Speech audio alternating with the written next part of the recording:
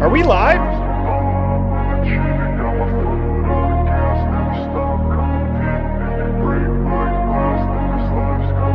I wanna be the best in the game, invest in my name, check no restraints, I'm obsessed with the pain. I ingest, I retain, assess and I change, possessed by the thought I'll be free one day from society's restraints. Money, clout and fame, mud, disease, a plague. We all love to hate, have to play the game, have to make a name. All our insecurities are on display. This is war with the enemy, think that it was meant to be. Living in a time where disease is on every screen. I won't let them fester me, I know most are festering. Negativity is a plague for the mentally weak.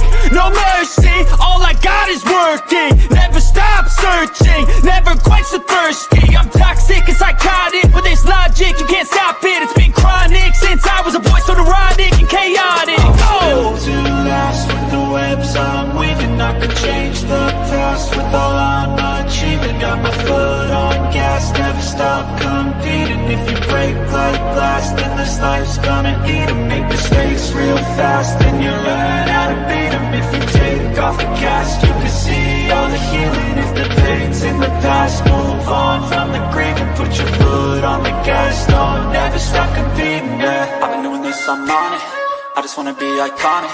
Sipping on a gin and tonic, got me going off when I'm on this topic, yeah. If I ever play, I want it, you know that I'm always honest. Stay away from those who are toxic, keep them out your face, no way, you don't want it, yeah. Don't try to drain my energy, the enemy is everything. It's mentally, unhealthily, spreading like a rare disease. But I won't let it get to me, I don't need your therapy.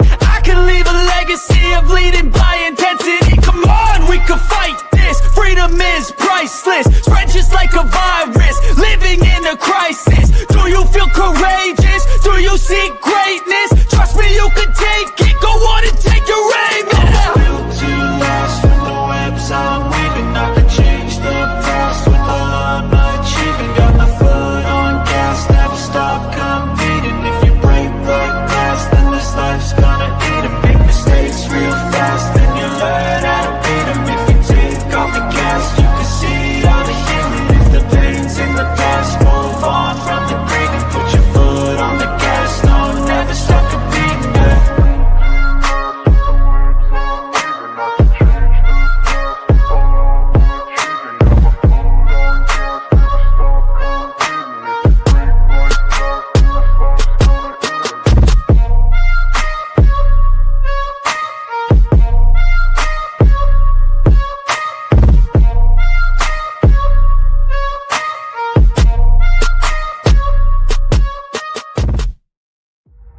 Birds flying high, you know how I feel. Sun in the sky, you know how I feel. Breeze drifting on by, you know how I feel. It's a new dawn, it's a new day, it's a new life for me, yeah. Turn on your mind now, tune into the feed. We're planting digital flowers from a single tiny seed. Yeah, power to the collective in the data and the soul. The hive mind's getting louder, finding voice and control. When we get to the FBI, we don't know who did the work. You heard that any of that information is redacted. We don't know who did the work. It's a giant secret. We know that by the time the FBI gets involved, the profile, the text file, that's a snip to use to try to identify somebody is more than twice as big when it gets to the FBI from Othram. We don't know how. I've got an itch I can't scratch, I'm missing a piece that completes a whole part of me, an open wound scar to see. Everybody come here, gather round, welcome to the freak show, the best in town. What is going on, everybody? I hope you all had a fantastic Memorial Day weekend. I am so excited. I have Lana from Truth and Transparency backstage, and we are going to have an absolutely epic stream. If this is your first time tuning in, I'm Birdie. I go live weeknights at 7 p.m. Central. And I know that we are cross streaming to both channels. So you could be watching on Lana's channel. You could be watching here on my channel in the Hive. And I'm going to bring Lana on up right away so that we do not waste any time this evening. But thank you all so much for tuning in. It is great to see you. Miss Lana, how are you doing? Hi, Birdie. Good night, good morning, good evening, wherever you're watching. Hello. Did you have a good Memorial Day? Yeah, it was peaceful. It's chill. It's finally starting to get like it was rained like a lot this weekend over here. So this week we're supposed to have sun. So well, that's good. That is how awesome. about you? Yeah, it was pretty chill. You know, when you have a pregnant wife, your Memorial Days look a little bit different, not as rowdy. And unfortunately for Mrs. Birdie, she had a pretty bad headache this weekend. So we just sat by the bonfire. I ate a ton of brats and burgers, and it was a good time. I saw my sister, my brother, my mom. We were all up north, and so that is always great to see all them. Well, that's good. Were you just boring her, like giving her a headache with all this? You know, I might have been. Babe, just if you listen to me, let me talk to you about this funding that Lana and I are going to break on our stream on Monday night. And so let me give everybody just a little bit of a background on how this stream came to be, because it's really cool that you and I, Lana, have kind of grown our relationship off stream to where we can call and text each other. And you called me. Mm-hmm. Oddly enough, as I'm hopping in the shower, I'm like, if you hear the water running, I have to be somewhere, but I have you on speakerphone. I was like, oh my God, you know how many people were just like, oh my God, Lana's taking a shower with Birdie. No, I was just in there, but you know. So no, you called me and you're like, dude, you remember that WSU funding that you were talking about? I have been diving into funding as well. And you were also looking into Curtis Whitman and the Moscow PD. And then we started talking about this Banfield stop. Yeah. And specifically the plainclothes officers that were on detail that evening. And I'll pause there and you can kind of fill in everybody as to what you told me, because my jaw was on the floor with what you found. Well, I want to give a shout out to Mark B. Mark B is always who I speak with super late in the evenings.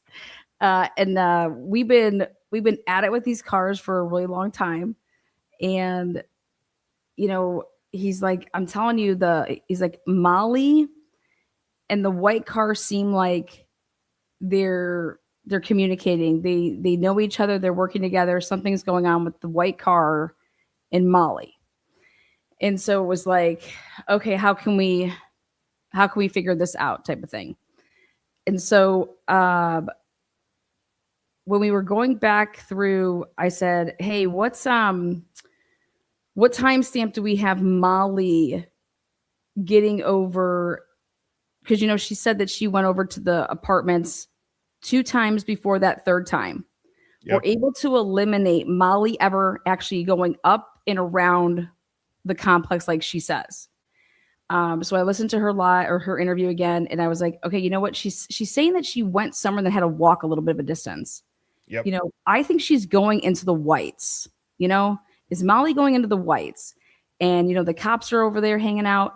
We see them on this Banfield camp before they, you know, get out and start doing what they're going to do. We see that they're literally backing out from the whites. Right. And there's a little clip. It's like, you could see it for like a second.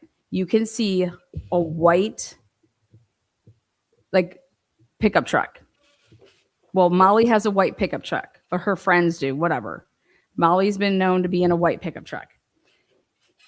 And so now I want you guys to think about something. What if I told you that Molly used different cars that night while she was working?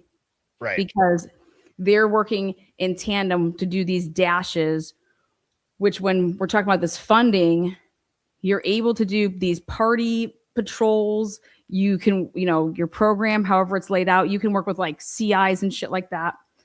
And so if you're using multiple phones, remember when they first said in the geofence, they were looking into 2 phones and they ended up tapping Molly's, but they ended up we never find out who that other phone belongs to. Right. Yep. curious if Molly was using two phones or if she had obviously somebody with her that was using a phone because they're double dashing.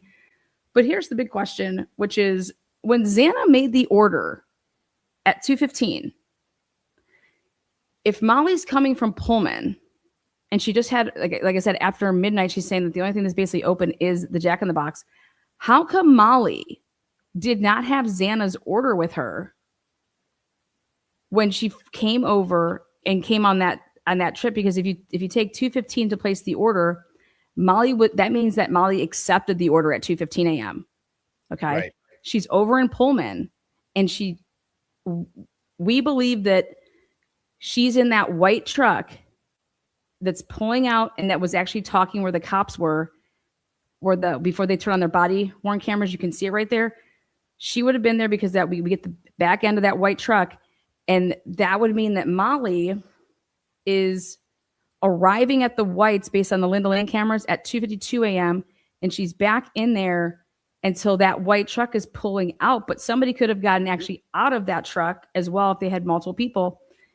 And the big thing here is that if you do the math, she would have been able and already secured Xana's order. Right. Well, so what you're getting into, just so everybody knows too, Lana and I, we were preparing the slides. I have some Google Earth screenshots. I have some documents, and we thought it would be fun outside of her and I walking you through this. If for the first part of this presentation, if that's what you want to call it, where Lana is going to be sharing this information with us, I'm going to ask this for the question of the day. Do you all think that there is any truth to Molly's, obviously the DoorDash driver, to any of her statements? And I will put some of those answers up on screen, but then also, Lana, do you ever use the StreamYard widget for the polls? No, let me see. Let me see. So this is cool. So I could type in a poll, and in the chat, you'll type 1 for yes or 2 for no. And so you can vote, and in the lower left corner, it actually starts to show the percentages of what people think. So if you want to vote yes, you type a 1. If you want to vote no, you type a 2. Or you could also type it out into the chat, and I'll put it up there. But I think that's really awesome that StreamYard has it. I've been using that a lot. Okay, I didn't even know they had that. Yeah. And so as that's filing in, I don't know, pretty much said, I think everything she said was a lie. Secret Soul Survivor says, no, I don't believe a thing. Sammy said, nope, it's sus AF. Brooke Girl Brown review says hard and easy. Nah, bro. Everybody's going no. Well, so that's good though. But do you remember when she makes a comment about that she had to have an order remade? Yes, I do. In her interview, you're talking with Payne. Yeah, she was talking about like her, I don't know if she says the words like I forgot an order, I had to have an order made. But hear me out on this. If we know that Molly did not make the loop or go up there to do anything between the hours of 12 until when she comes up to the last time. So if we actually work our way backwards, how it would arrive here is that to be at the whites at 2:52 and 18 seconds, that's when the white truck is arriving. Molly would have left Jack in the Box around 2:32. We have a truck, I think, that's leaving up out of there, depending on how she went. But if Xana's order is at 2:15, why was it not ready by 2:32? Why was Molly not able to grab it? Or was she? And then it's about the fact of the matter is that now think about this. When she's getting over there at 2:52, if she's in this white truck, what does so just because and then Molly would have left, but she's dropping off somebody else or possibly 2 people that have the DoorDash order. What does Maddie do with her phone at 2:53? She called Bethany. And Xana. Yes. And the key one for me there was that she called Xana. Xana is the DoorDash orders being placed for. So we're over here thinking, is there any chance that, so Maddie's supposed, according to Bethany, takes Murphy out. And if they're just hanging out and outside, she's walking around or whatever. Oh, hey, your DoorDash is here. Question is does she call Xana first? Does she call Bethany first? But that's definitely at 2:53. That's right at the time that that white truck is arriving in the whites, and then it's leaving within a minute and 51 seconds. So the question that I would have is, regardless on if you think that's Molly or not in the white truck, and if she could potentially be using two vehicles with other people, why wouldn't she have had Xana's order coming from Pullman and it be actually in the, dropping it off at 2:53? Right. And Allie Tally just said it's also too right before the Jack calls begin. It's actually during it. Or during it, yeah.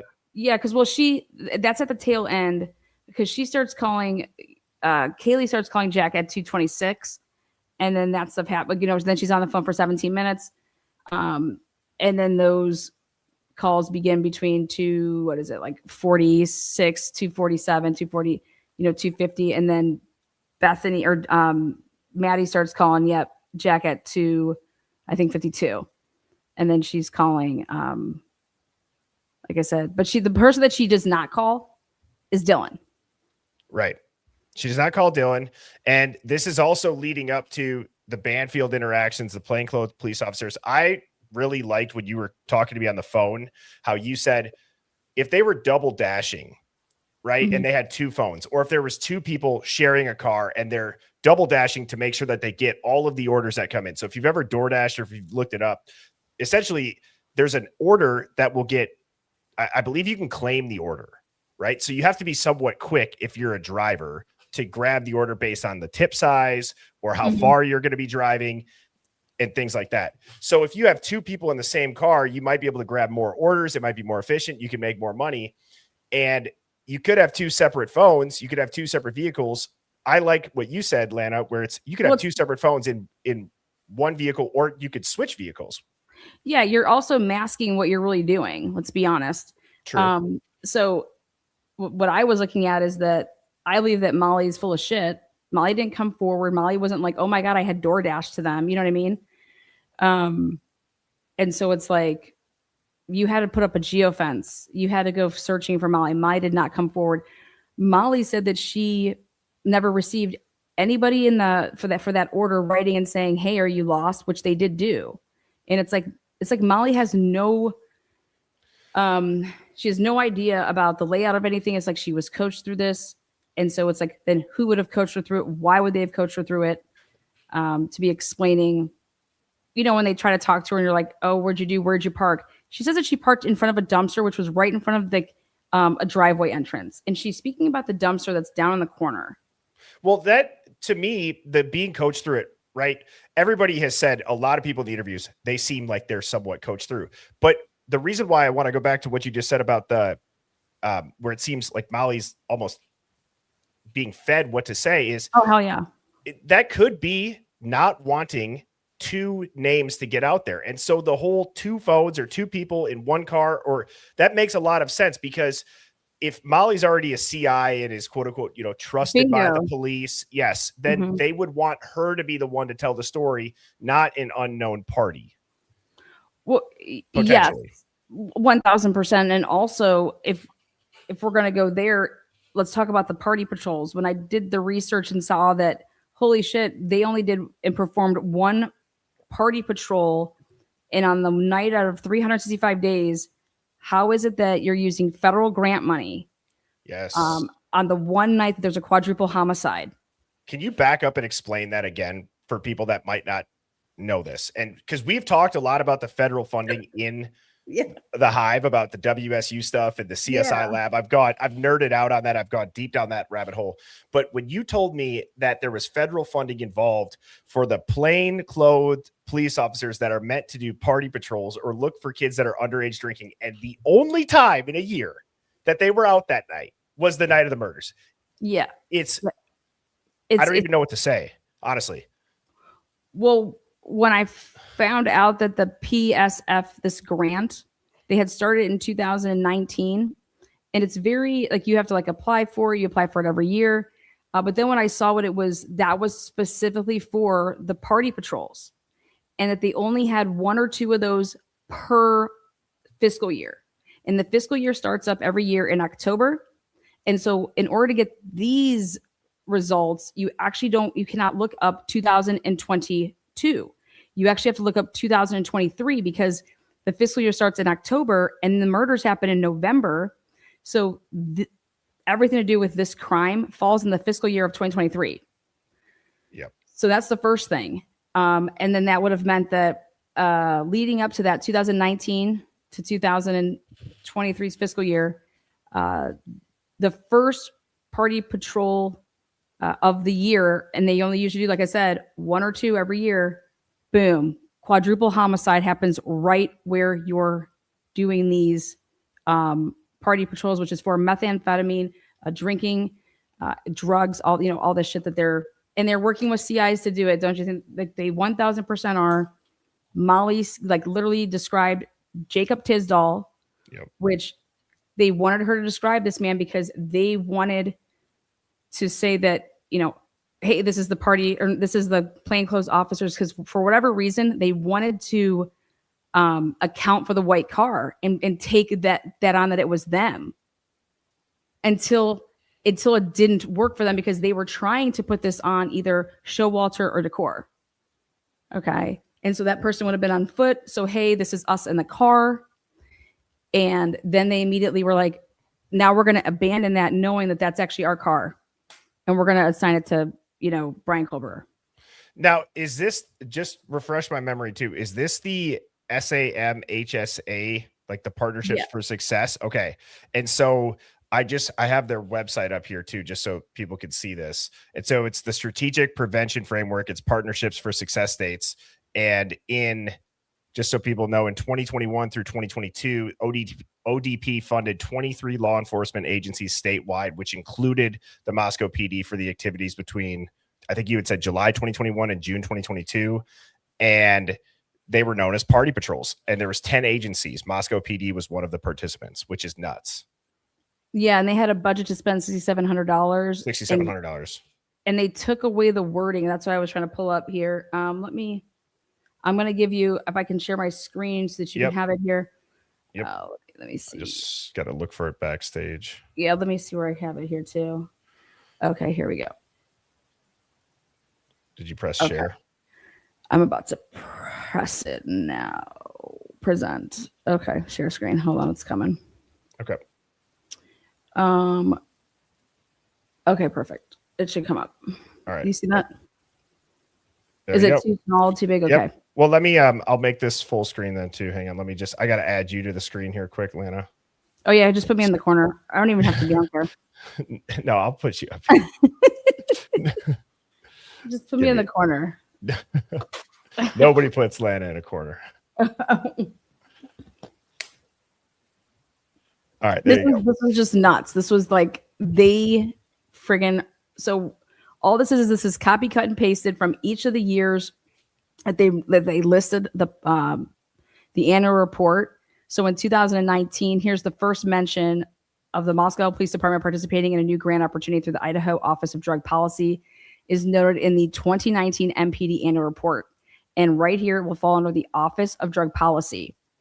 And it says, in addition to the various traffic grants and emphasis patrols, a new grant opportunity was offered through the Idaho Office of Drug Policy, and it is to address the underage drinking in 2019.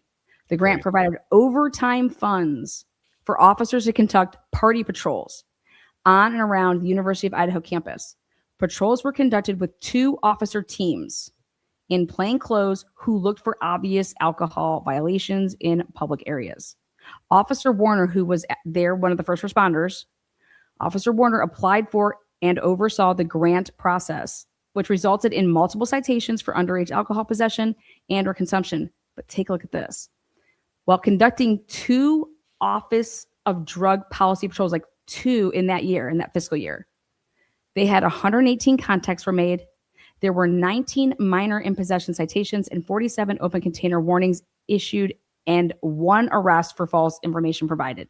Now, 118 contacts between you're going to tell me that you only had, like if you did it just twice throughout the year, how many teams did you have out there? So then this is when I put the question mark of, okay, could they be rolling with, was it just 1 2-man team? Was it, by the time it was 2022, did they have more than, you get what I'm saying? Yep. So then take a look at what this language changes. So in 2020, 19, you have to remember it was COVID, but this is what it fell under when it talked about this was the new language. So it says the funding is used to conduct compliance checks. See this, but it still has party patrols. And what it did in 2019, it takes out MPD was reimbursed for the training of 2 police officers only and patrol operations. So you see that right here where it says MPD began participating in this 19 and it got reimbursed for training of 2 police officers. Can I also just interject there too? It's very important that if you're familiar with federal funding, you have to understand that no other federal grant is hitting this party patrol that when Lana is explaining this, right? So this is the party patrol and the underage drinking overtime that's specifically tied to the ODP, right? Or the SAM HSA that I just had my screen shared for. That is separate than any other federal grant. So it's working by itself. So the $6,700 budget that Lana stated is all they have for this. And that's why I believe that they call out these 2 officers. That's my opinion. I don't know if that's what you're thinking too, Lana, but. Yeah, well, what I noticed was, though, if you go ahead and you scroll down and you look at like C2020, the same wording is used, like Officer Warner, because each year you have to reapply for it, you know? Yep. And so like, and here it was like, while conducting 2 patrols, like it just happened to, like, you know, did it 2 times. 29 contacts were made. What was because of COVID? See how it was like 118 contacts were made? Yes. So then in 2021, it's saying right here, well, first of all, I want you to take a look and see they spent more money during the COVID year. I mean, obviously, I guess prices go up with whatever, but now in 2021, this was the wording. So it was overtime funds for officers to conduct party patrols on and around the University of Idaho campus. Do you see how it says the same thing, conducted with 2 officer teams in plain clothes? Yep. Check this out. Then we get to 2022. Well, this is just like then they talk about the success of it or whatever happened. So I want you to see this one. 2022 is the year before, because remember the fiscal year, they're still using the term in plain clothes, looking for obvious alcohol violations. And then the year of the murders, when they want to go and do this, see all this writing that they have about it? Then you go to the year of the murders, and this is all you get. The Office of Drug Policy Grant. Regular patrol officers operated campus patrols, on and off campus patrols resulted in 86. And then I said, holy shit. I was like, then what were the officers in plain clothing doing that night? Because they're trying to say that in the year of the murders, that they were not conducting plain clothing operations. That's so wild. And we know they are, obviously, as we've not only seen the Banfield body cam, but there are parents. I think it's Steve G actually that says they were literally filming near the house, giving minors in possession when this was about to go on, meaning the murders. Do you remember that interview?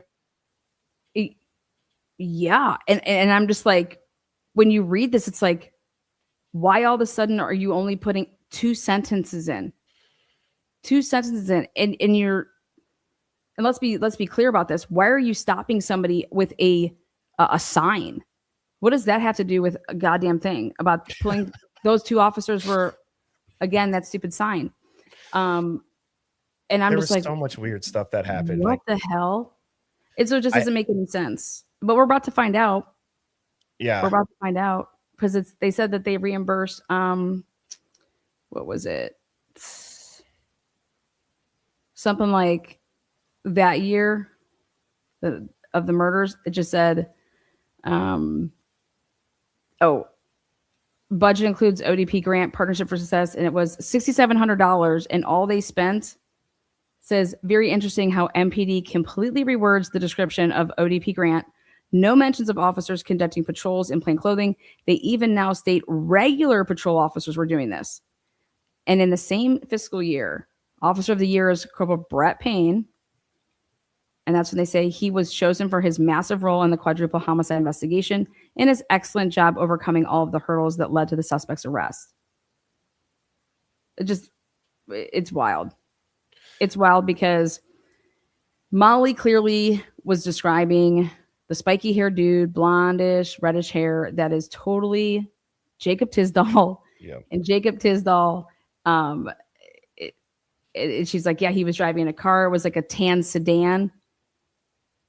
And it's just like, what the fuck? So Molly's basically corroborating on the November 15th date that Jacob Tisdall wrote down and claimed that he made those loops around King Road. Molly gives a statement and is corroborating his November 15th report. So then I was like, you know what? We have to take a look at this, because if they were truly doing party patrols and they pulled in there at the whites, it looks like the cops are communicating, which is the white car. I think it's always been the white car, but they've been communicating with, obviously making contacts. This is telling you that you're making all these contacts. And so you'd be a fool if you thought that they weren't making contacts with their CIs as well. It'd be weirder if they weren't, right? Like, it'd be 1,000. weirder if they weren't. 1,000, because you're getting tipped off on where you should go and what you should like. And I thought, what better of a way than saying that you're doing some door dashing? But more importantly, what it seems like Molly did is Molly actually had the food. Think about this. If Molly actually picked up that food and actually had it, and she just didn't click off the app yet and didn't, take her picture and do all that stupid shit that she claims that she does. That's why there's no picture, by the way. Then that app is still open and running. And then when she closes it out, all right, if you think about it, all you're doing is extending somebody's life. That's the whole thing that they did in Idaho with the Drake case. I was looking at different ways that you could be extending somebody's life.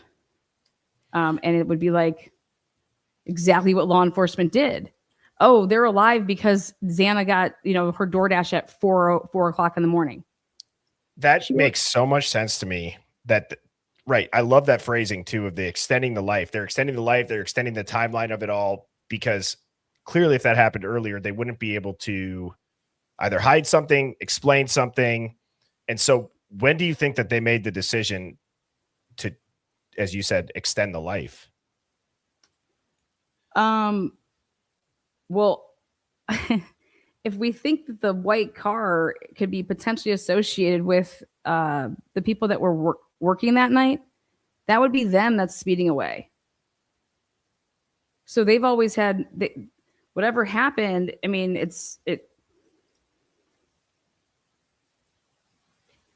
I've always said it.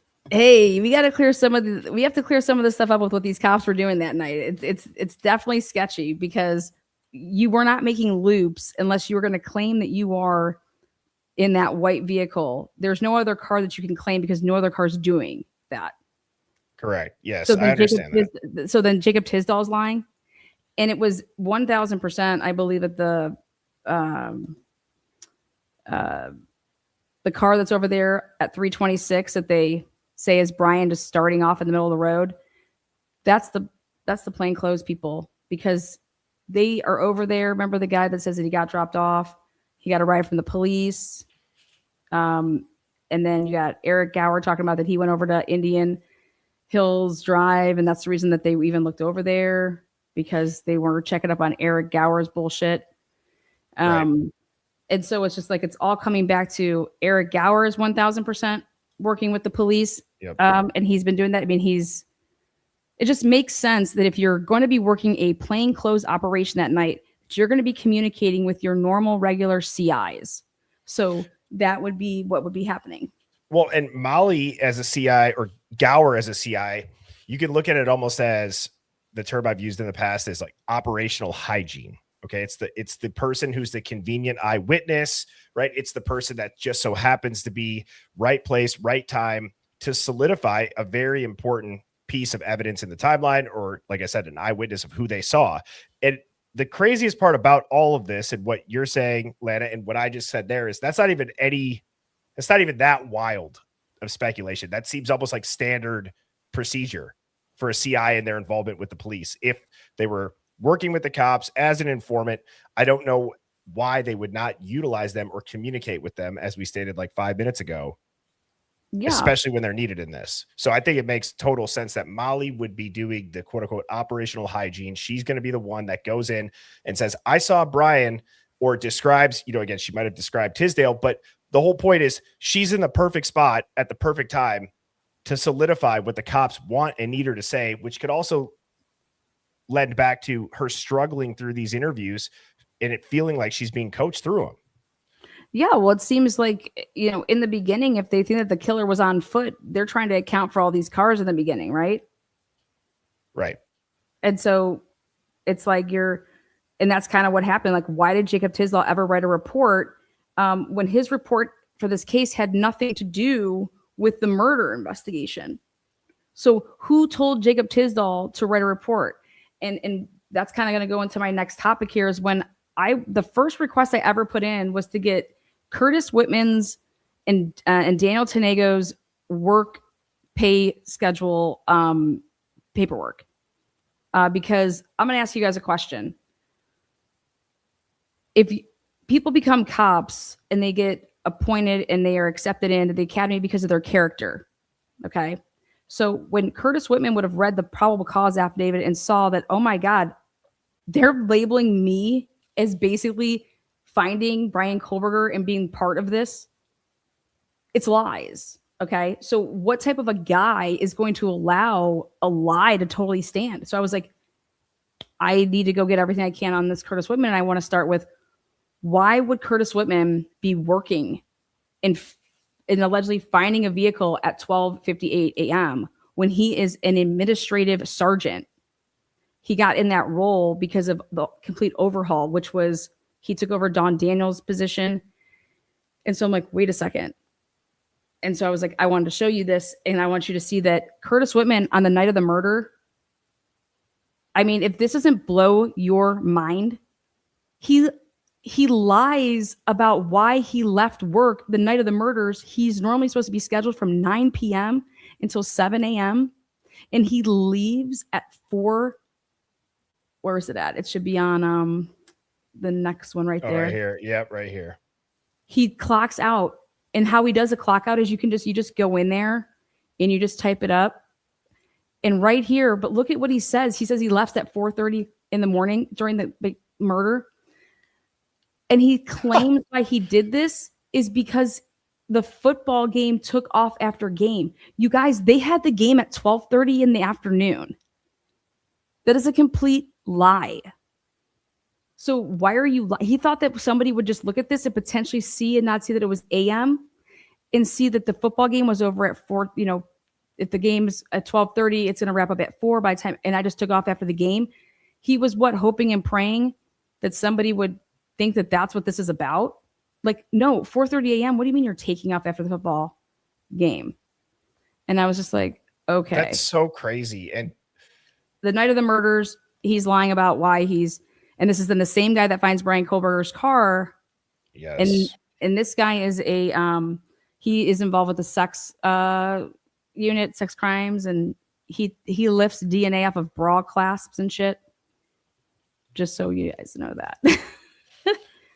So when you first saw this, what was the first thought that went through your head then? Obviously you said, well, that makes no sense because of the football game. I think that's kind of a very I said, what are the odds? Yeah, what are the odds? I said it took them 9 months for them to get this to me. I put this request in July 19th, 2025, and I got the request fulfilled May 18th, 2026. 9 months. And then I said, okay, well, the other thing that I asked for, which is really powerful, is I said I wanted these are the 3 requests. I said, I want all the reports that Curtis Whitman is involved in from WSU from November 13th until December 6th. And the reason I picked those is because I did not want this to get bogged down with anything that had nothing to do with what I was looking for, which was I wanted to see if when he had to write up a report, if he ever was assisting an agency, if he still wrote up a report. And so I got 96 pages back, which was between 14 and 17 different reports. And I want to show you guys how I believe that they were communicating with each other so that they didn't use radios and they were meeting up at locations and having talks. And so I'm going to show you how I think this is possible. What Tell I was me able what to, page you need me to do. what I was, yeah. What, if you just scroll down a little bit, it should just come up, maybe like report 4. Let me see. Let me pull it up really quick. I'll give you the page number. Okay, here it is. If you go to, okay, here, we can just actually look at the first one because I'll show you what. First page? Yeah. Okay. This was a call in on the 19th, 11/19 at 9:30. And if you scroll down to the end of the page, it's at the library. And it says that he received the call at 9:30, okay? He was called, and that he cleared this at 10:18. You see that? Yep. Okay, what I thought was weird was if you go to the next page or the second page from that, it says officer responded for a security check and found building to be secure. No report. Why did it take you that long to see that this building was secure? You did this by yourself, no backup, no nothing. That seems really weird for me. 9:30 to 10:18, 48 minutes. I mean, I would see, like, when I hear that, I agree. That seems like a long time because you would think that you necessarily have to get out of your car. I feel like you might just drive around, use your shiner, check the doors, see if you see anything suspicious, and then you'd get out. Take a couple minutes to drive around a library. How many entrances does a library have? Right? Well, I said, let's just take a look at this. I said, go to the next report. And here's our answer. This was on, again, it was after 12 o'clock, so it's technically 11:20, but this was at 12:01 and 47 seconds in the morning. And if you scroll down, it's the same type of thing. It's saying that and this went till 39 minutes. Yeah, 39 minutes. And it was, if you scroll, so I was like, officer responded for a security check and found building to be secure. No report. I said, but what building was it? Who called this in? See how there has no description? And I was like, was it the library again? No, then I looked up over here to the right and it said East Lake Hall over here, this Veterans Mall, East Lake Hall over here. And it's saying extra patrol. And so I just started thinking, remember how Payne was like, do not use the radios? Yes. And I'm like, so I started to pay attention to, did I think that they were potentially acting like something was going on? And this is a way for them to communicate because they don't want to be on the radio. So I said, okay, let's just keep going because I'm trying to like feel this whole thing out because obviously 6 people got basically fired from leadership positions and detectives or sergeants because of what they were doing, obviously for years. And they were covering for people that are committing and doing, all that crap. So if you go to the next report, I just want you to see where it says assisting agency. You said, so the next report. Oh, sorry. Yeah. It was page. Assist outside agency. The AOA one. Okay. I got it right here. Okay. So this is, it says they get a call, right? Yes. Okay. It's for THRE or threatening. Yeah. Do you see how it's Moscow that called? Yeah, right here. It says, I'm on page 13. Is that the page you're on? No, I'm on 8. Here, I'll go to 13. My bad. Okay. I just want you to see that they make reports for this. So, right here. Yeah. So this was on 11:25 at 10:45. Look at what Curtis writes. He says, I saw that Moscow PD was receiving a call about a suspicious individual. And I'm like, how would you know that? How would you know that Moscow was receiving a call about suspicious individual? Remember what we were talking about, Bertie? You were like, hey, do you think that WSU and Moscow would be like working together with things? I said, absolutely. And that's what I was trying to go out and prove is like, we can think this, but can we get the evidence that supports it?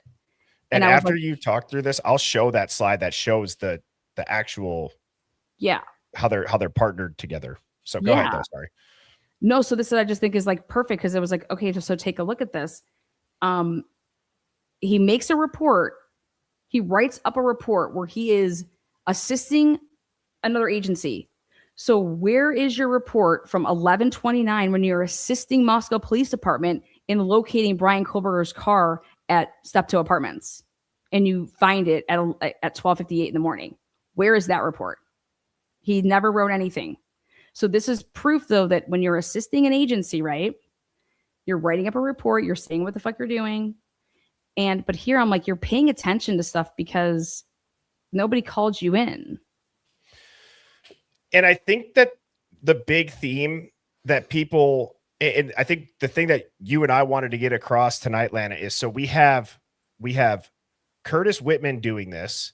We have the Banfield interaction where the plainclothes police officers are only patrolling that one night for the party patrol out of the last 365 days. Okay. Then you just showed this Curtis Whitman stuff. And he's calling off on the night of the murders. He's the one that found Brian Kohlberger's car with the Washington plates. Correct. Okay, and he's used in the probable cause to make it seem like they didn't use IGG and that they used this man. So who is this man in the large scheme of things that he is okay to be used in a manner that he knows is false? Exactly. And it goes, and how I'm going to actually segue off this is when I showed this, right? So this, if you've been tuned into me, you've seen me put this slide together. It shows Dr. David Macon, Dr. Mary Kay Storr. They were responsible back in 2016 for getting this federal grant. This federal grant was to look into the effects of marijuana legalization on law enforcement and crime. But the big takeaway from this is that this is the NIJ grant that funded the Complex Social Interactions Lab, the CSI lab at WSU. And this lab is one of the key points and what makes WSU such a sought out criminology school. And so graduate students, teaching assistants, they've received access to real police tools, live streams, surveillance cameras, body cam footage archives, crime lab databases. The part about Whitman finding Kohlberger's car and that this lab having been at WSU, my hypothesis is that there's no way that they didn't know who Brian Kohlberger was, because if you look at this, access to this lab required strict FBI CJIS level 2 background checks, fingerprinting, confidentiality agreements. And if you look into what the CJIS requires, you have to go through background checks. Yeah. And the NIJ grant that funded it required a level 2 background check. So how are you going to say you don't know anything about Brian Kohlberger? And then you see Brian Kohlberger's saying email. that they weren't using the lab anymore. Well, that's what they were saying. But Did right. you see that report? Yes. Oops. And they tried to say that. But I think that there was pushback on that because it didn't make sense to the emails that I saw with WSU. It looked like Mackin was like, "What are you talking about?" Does that make sense? Yes. I think he's gonna blow the lid on that. I'm not even kidding. I think he's going to come forward, and I hope Steve and the families are deposing him, because I think he's gonna let some fucking bombs off. Do you think that's gonna be about the emails with Kohlberger and well, I think it's gonna just talk about this lab access. I think that it's gonna just talk about the fact that, what are you talking about, that we're going to get to the bottom of it, who had access and how locked down this truly was. Well, and I'm glad you brought that up, because so for anybody that doesn't know, there were emails that came out between Brian Kohlberger and Chief Jenkins, who was at the WSU Police Department. Now, this was back when Brian Kohlberger had maybe gotten the job at the police department, but actually this is about an internship in a program that Dr. David Macon, the guy who's on the screen here, actually set up. And why I talk about there's no way they didn't know anything about Brian Kohlberger is because this gentleman is talking with Chief Jenkins, saying that there's 4 applicants. All 4 have met or exceeded the requirements needed for this $80,000 a year project that David Macon put together, which would be, and I'm trying to pull up those slides now. I don't have them up. I have something I could share to show. Well, the where is it? It's I have the threat assessment thread between Gary Jenkins, which I've never shown before. Tonight I was going to show for the first time. Gary Jenkins, and her name is Jenna Hyatt, and it's freaking bomb explosive shit, because it's their personal, like, texting Can you type pull thing. that up? Can you Yeah, I'm pull gonna. that up? Yeah, I was gonna Okay. show you. And Well, it while talks you, about. Go ahead. Sorry. I was just gonna say, while you do that, because I think that'll flow together with this. And so this is from Dr. David Macon to Chief Gary Jenkins, and it says Gary and Jake. I don't know who this. Do you know who Jake Opgenorth is? Yeah, he was the one that talked for the. Yeah, he was the. Remember the guy that was on the camera for the Brancapaka shootout? He Oh, was the yes, one. I do. Yeah, Okay. he was the one Yes. that gave the updates. Yeah.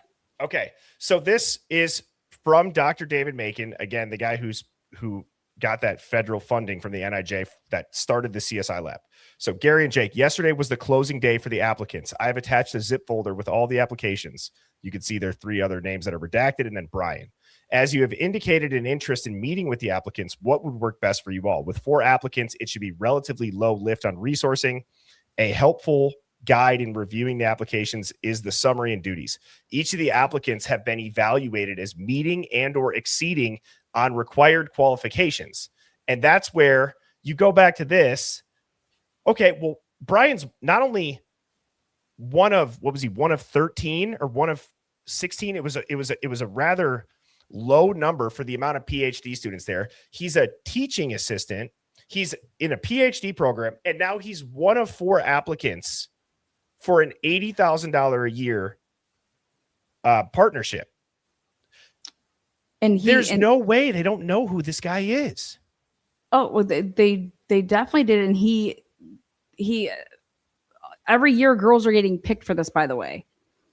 And where was it? Oh yeah. And he acted like he was trying to downplay it. Like he didn't know this name and had to ask Jake, oh, hey, can you go check the office and see if there's a file folder? I think the name of the person, I think, if you look at the Pullman, I'm thinking to myself, wait a second, why did Jenkins ever even interview for anything to do with that? If he's on the way out retiring, right? And he's Pullman police, why wouldn't anybody that was actually in the WSU world, right, be doing that? Why would the police chief of Pullman back in April of 2022, like what?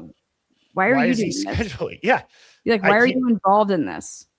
Why are you interviewing people? It's so crazy. And then you see Koberger say, it was a great pleasure to meet with you. This confirms they obviously had chatted. Yeah, they did over a Zoom. I have the emails where they did the Zoom. Oh, here I have here you go. I have this ready to go if you want me to share the screen. You can share it. You just have to unshare that other one. So also too, real quick, while you're pulling that up and sharing it, what's even crazier is that it ends up being somebody from WSU to find his car. That's a huge point. So what we just laid out with Chief Jenkins, with Dr. David Macon, with the CSI lab, with the PhD, the sheer low volume of PhD students, the 4 applicants only for this partnership. And now you have Curtis Whitman, who happens to find Koberger's car. It's all coming from WSU. And then WSU with this funding, okay, so that CSI lab, they partner with the Quad Cities Task Force. And this has nothing to even do with drugs. Let's just call a spade a spade. Quad Cities Task Force is going to make up all of the police departments in that area. And so it's like 2 or 3 people. Yep. Mm-hmm. Yeah. And so a lot of times people are like, well, what ties Brian Koberger to this crime? What ties Brian Koberger to this crime is that everybody who is peripherally around him is involved in investigating this crime. They're the ones that could tip, like each of their tips can touch him. Yes, exactly. Yeah. So, all right, here's your document now, Lana. Okay. So with the gun. Sorry. Could you stretch your screen down on the window just a little bit? Yeah. Let me get that. Down over here. Yep. Oh shit. Well, I'm going to be scrolling. Exactly. No, I'm saying grab the bottom of your window on your screen. Oh, it's actually my hold on. I have to download it. No worries. I can do it. It'll just make it full screen. It should. And if it's going to take a minute, I'm sure we will manage just fine. It should just take a second. Here it is. So what are you showing us? Okay, I'm showing you. This is. I'm guessing that Ann Taylor asked to see Gary Jenkins, like they're texting. You know how you have like that, like, I don't know what the next something they call it. What's it called? It's the way they communicate over there. They use, you can like, it's like a texting device. So I don't know if this is just the Texas here. I'm going to share this now from a different, oopsies. Let me undo that. Each agency has a different name for it, but when you would do like a FOIA request, you would ask to see the text messaging exchanges, and they're using, like, if they're sitting at their desk. So it'd be like me and you using, I don't know, back in the day, AOL instant messaging type shit. Does that make sense? Yeah, it's a messenger. It's an app specifically for how they would communicate while on the job. Is that what you're saying? Yes. Yeah, it's called Next, I believe. Okay. Okay, did that just share it? Okay, yes, it did. Alrighty, All right. We are all good. So, nice. Let me make it bigger. Okay, why this is just unbelievable is because in this 157 pages, when you go to right after this part, 37, 38. I just keep seeing the number 4. Yeah, that's how they can get shit. They're claiming it's a, what do you call it? Like it's attorney-client privilege, or it's a privacy. So like let me get the actual number that we need. Hold on, I'm not going to do this. What page am I on? 55. Okay. I'm going to run a quick poll too. Do you believe that Brian Koberger was known before they arrested him by both WSU and Moscow? I'm going to say by both PD, excuse me. Okay. So here's a poll. Do you believe that Brian Koberger was known by both police departments? So not just WSU, but also Moscow PD. And the reason why I threw that in there is I'm curious how many people are able to maybe bridge build with the partnerships between the programs and WSU and the University of, and Idaho University, as well as other task forces that are going on. And I think a lot of this funding and a lot of this paperwork is really important, because that might sound crazy until you start to look into, and it's until you start to look into the funding, excuse me. And it's a common saying of follow the money, follow the money. In this case, you start following the money, you follow the money of the cops, and it starts to direct you down this path of, I could start to almost very clearly see how Brian Koberger ended up in his position that he is in today. Well, I think they were just, if you look at the crime scene, you're looking at somebody that, how do you not say that somebody had knowledge? Like this is a cleanup. So if you're not going to admit to yourselves like out right now that it's a cleanup, you were definitely thinking that somebody knew what they were doing, and you thought that you were looking for law enforcement, because why else were you telling people not to be on the radio? You don't want so true to tip people off. You thought that you were looking for law enforcement. And so it's obvious to me, but so check this out. This is their communications. And I want to tell you who this is. The me is Gary Jenkins. Okay. And the Jenna Hyatt is who he had to talk to back and forth in order to talk about like threat assessment. And I'm just want to say that word, threat assessment. So when there's like something that would happen, it's like, do we need to call a meeting? And so what I want you to see is Ann Taylor must have asked for all of this communication, which was, and it began August 26, 2022. And you see how it says, good morning, this is Jenna. We have a case that rises to TAT, which is threat assessment review. Can you call me before whatever? And he says, okay. He's in Spokane. He's like, we need to move it up to noon. Are you okay with that? Like, this is really important. We have to talk. He says, I will leave Spokane now. And so she's like, he's like, there are construction delays. I will be cutting it close, but I can stop wherever I am and Zoom by cell phone. This man was going to, I don't know why he was going there, but Jenkins was going to Spokane. Okay. And he could say, I don't know what he was doing there, but just keep that in your back pocket. In August, this is right after they bring him in because they got rid of the whole command staff. And it was like, hey, we need to bring you in to be this interim chief. And then Don Daniels was brought in as the assistant. And then Curtis Whitman ends up getting all the way bumped up and becomes the sergeant, the administrative sergeant, who has access to everything. Okay. Like when you want to talk about looking shit up, when you want to know what's going on, he had access to this. Now take a look at this. So it has the different timestamps, all this shit right here. But I was paying attention to how it says, I just sent an email about a new case threat assessment team. Please review. This is August 30th, 2022. Like school just started. Okay. So I have no idea. This is WSU. Like who are your threat assessment that, anyways, it says, I am aware of an incident that occurred yesterday involving WSU student that might qualify for threat assessment. Now, remember, this is what the Gonsalves and the families are saying, that Brian was a threat assessment. Like he was being reported in that type of manner. You know what I'm saying?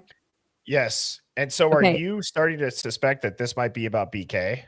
Well, all I'm trying to show is that either it is or either it isn't. But Ann Taylor went to go get this information.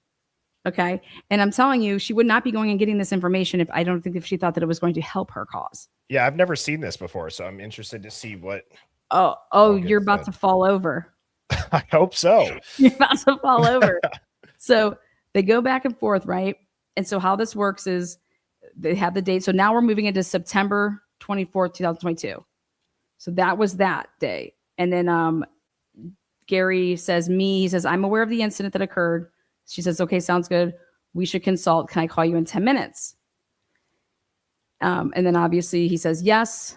And then she says, I see in Max's, he has a few priors. Do you see this? Yep. So right there, we know that it's not BK, right? Because he does not have priors. Aggression. Karen was the case officer. Like this is how they're able to look up whatever, when something happens on campus, like boom. She's like, I suggest we consult with Karen to get more info on his priors and status first thing Monday. Thoughts? Do you have a copy of the police report from yesterday? And he says, yes, I think we'd be fine waiting until Monday. This isn't a big deal, whatever. Yeah, okay. It's clearly not. I'd be so curious to see what the threat is. They didn't say that above, right? I didn't miss that when you said they didn't specifically lay out the threat, or did they? Yeah, no, it just said, she's saying here, see how it just says me, but there's nothing on September 24th. See how it jumps to that? He's just writing her to say, I'm aware of an incident that occurred yesterday involving WSU students that might qualify for threat assessment. Let's meet. What does he say? He's like, oh, let me know if you want to discuss Monday or earlier. And this is Chief Jenkins as me, and then Jenna Hyatt is the one that reached out to him first at the top. For this one, no, he actually did. He reached out first on September, because this stuff up here belongs to August 30th. Okay. So I was able to determine that this had nothing to do with Brian, because obviously, like we just said, this is somebody that has priors. He doesn't have any priors. Okay. And Chief Jenkins is over here thinking it's fine to wait. We can wait to discuss this on Monday and to get the proper information. Although the two do not know each other, the victim, who is also a student, is fearful that the suspect will find him and harm him. I checked the Whitman County jail roster, and he is no longer in custody. Oh, wow. So I'm just trying to show you what the level of is that they're talking about. So here, then you can see here, they're just name dropping. I'm like, oh my God. So let's move in over here to, okay. October 11th. Jenna says, Gary, sorry, I'm on the road for our son's football game. Hit or miss. Is this a faculty member from before? And I said, wait, what? You see that? What? So it's like October 11th. Gary, sorry, I'm on the road to Grangeville for our son's football game. What is October 11th? At 6, looks like this is at 6:41 p.m. Or it's it's at 3:46 p.m. on October 11th. What's the day of the week, October 11th? Let me look this up.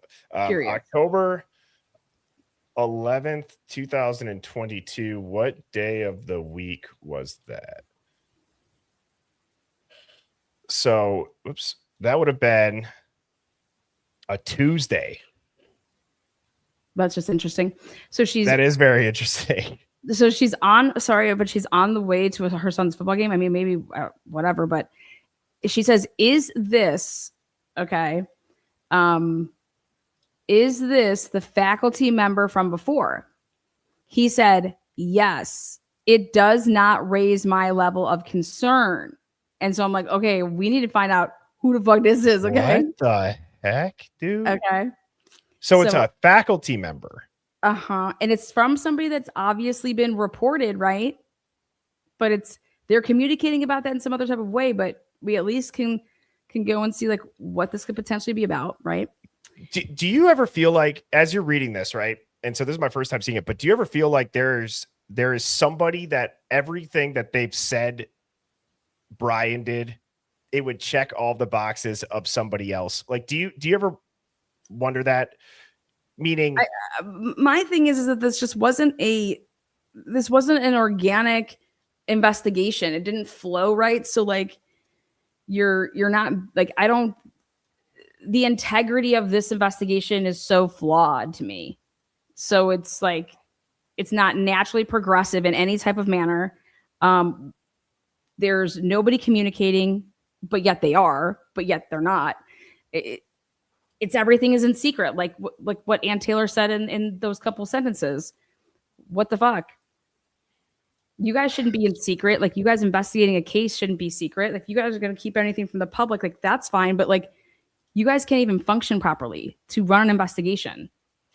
And so now I'm reading this, and let's piece this together. We have the WSU funding, just the funding in general.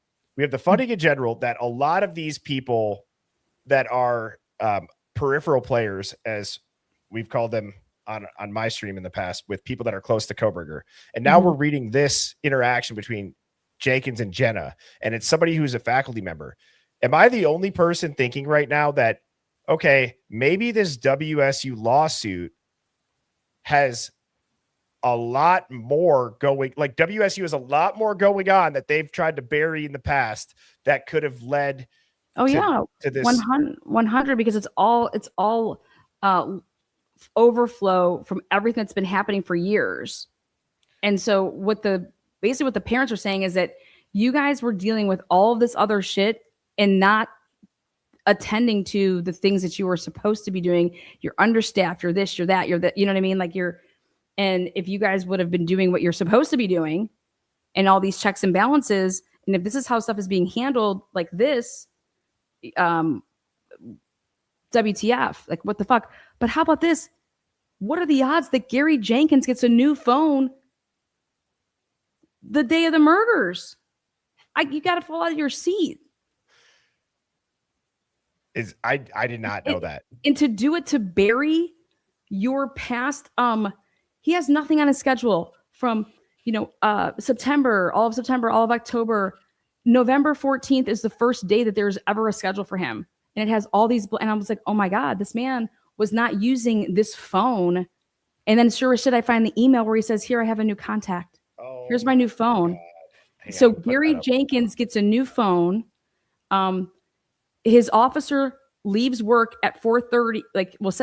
I believe he left way before then. He just wrote on at 4:30 because he went back, and what he was doing is, I think he went back because he had to make a comment on this day. And he's like, oh, I'll just put that I left after the football game or whatever. Huh, okay. Well, that's a lie. So what really were you doing? And when did you truly leave work during the murders? And you know what? Just so we're clear, Ann Taylor didn't have any of that. Ann Taylor has no idea that Curtis Whitman left work the night of the murders during the murders. Just so you're clear. Just so we're clear. I mean, I guess I'm not surprised because it seems like Ann Taylor didn't have a lot of this stuff, right? I think that's one thing that Chris Whitcup made very clear. I think Turvey made that clear. I think we figured that out on our own, that she didn't have a lot of stuff that when you hear it, especially the magnitude of it like this, you're initially like, wow, but I think we've heard it so many times. I'm not that surprised. It's still shocking. Don't get me wrong, but yeah, it just feels like we hear that a lot. Like I said, I don't blame Ann Taylor for that, except for the fact that she had the opportunity to go and spend a shit ton of money to get researchers. And if you start from the beginning, it's like I said at the beginning of this, for me, when I saw that Curtis Whitman had no problem, and Daniel Tanego had no problem having their name in a probable cause affidavit that basically highlighted them and praised them in a complete lie to say that they found and were responsible for basically identifying Brian Kohlberger's vehicle and how this whole thing got rolling. It's a lie. So what type of people are Curtis Whitman and Daniel Tanego? They're shitbags, in my opinion, because you have no character. You have no business being a police officer if you have no problem with somebody using your name in a probable cause. Do you understand that Officer Payne at no point in time, even to this date, has he ever interviewed either one of those men? So how did you get information from them to put in a probable cause? I mean, They didn't fill out a report. They didn't fill out a report.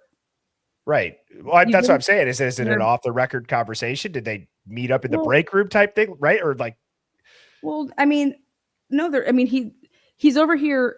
Jacob Tisdall's writing a report for something that this is a guy that supposedly got the vehicle. I mean, if you're going to rely on something like this in a probable cause, wouldn't you say like, hey, do you have a report? You would think. I mean, yeah. And that's what Brandon was just saying too, but they used it for the PCA, which that's crazy. So now where does this go next? Okay. So here this is right here. It says, when he says, yes, it does not raise my level of concern. Jenna says, agreed. Thank you. So this is how they did their meetings. They're going to get crushed in court. Jenna says, on now the 12th, any counsel that we have from the leadership about proceeding with TAT as it is an employee. And now it's like, I'll need to see what Zammy's position is. My understanding is that HRS for the department. What does HRS mean? I think that's the HR department. I'm going to just use Grok quick and see what Grok says. What does HRS for the department mean in the context of describing faculty? So in the context of describing faculty, HRS for the department usually means the number of instructional work hours attributed to the department, but I don't think that it makes context, or that doesn't make sense in that context. She's the well, my understanding is that she is blank for that department. She's the head of the research. I'm guessing that she's the point of contact. Yeah, that does not make sense with the 12 credit or contact hours. So she is the. It looks like it's human resources to me, but I don't know. Huh. Okay, go ahead. So here's where I just fall over. November 12th. Do you see this right here? Yep. Gary Jenkins says, Pullman PD. So technically this was like November 11th because it's right there. So it says 12:53 a.m. Yep. Okay. Pullman PD is investigating a suicide by hanging off campus. You see that? Yep. So I was able to figure out how they're saying this young man. I did a couple episodes on this young man because I saw Gary Jenkins did an email and immediately he wanted to know if the 4 victims were involved with the sororities or fraternities. And I'm like, why the fuck are you asking that? Well, here you go. Right here. This happens. And look at this. They go back and forth to talk about it. Do you know if there was a roommate? Is Detective Josh Bray? Okay, are you in contact? All this stuff. But when we get down right here, which is Gary Jenkins says, I just found out that Max was arrested by Pullman Police Department for DUI on the 10th. And I about fell over because this is what I was covering back in the summer of not this. What was it? It was what? It was last summer. Whenever I had on the woman that had her son, he was a CI. And the only way that he became a CI is not that he wanted to be one, but he got in trouble for like a DUI, but they said, here, we'll let you get out of it. This is what you're going to do for us. And you're going to do these like controlled buys and stuff. And then all of a sudden he was found. And they said that he committed suicide at his friend's house and I'm like, wait, what? So when I saw this, I about fell over because I said, wait a second. November 10th, you're being supposedly arrested for a DUI by Pullman. And on the very next day, he's dead. And it's allegedly by what they're saying. And that is, his roommate found him. And I'm like, wait, what the heck? And the kid, I believe he was part of the, I swear I thought he was part of the LGBT community, but I could be wrong. Dude, I don't even know what to think right now, honestly. But I definitely know that he was in the fraternity, and it's very interesting.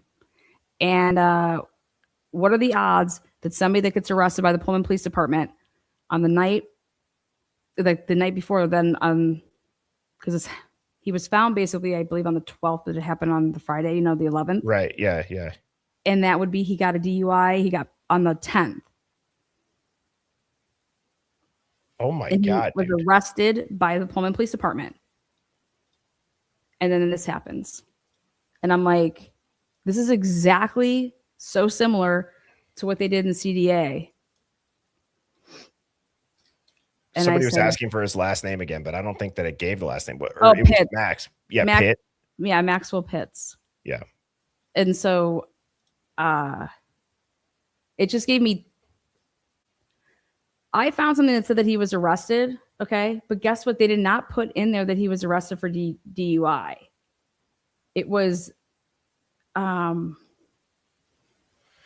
have to pull it back up. Okay, so James Fair, sorry, James, I hope I said your last name right, or whatever. If that's not your last name, I hope I said it right. But he said, are the cops killing CIs? And I'm not necessarily going to ask that, but what I am going to say is there was a very, well, that's, you know where I'm going then. I know you would know this, but there is a very popular, like, ex-mobster, now I'm forgetting his name, and not Joe Rogan, Scott Payne, who was on Joe Rogan, had said this when he came on our stream and said, if you knew if the CI statistics ever went public, like the real CI statistics, that program would cease to exist as far as the amount of danger that the cops put these confidential informants into, and how many do end up getting hurt or killed is absurd, to the point where many people have said that program wouldn't exist if the public knew how bad it really went most of the time.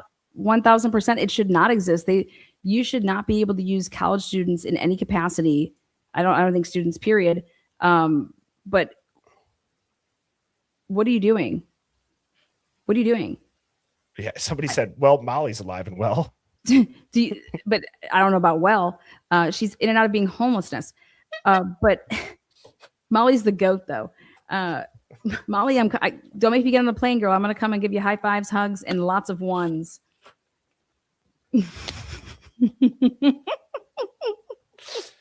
I mean, dude, that's a crazy find. How much more is in that document? Wait, this is the last part of it, because this is why this is important.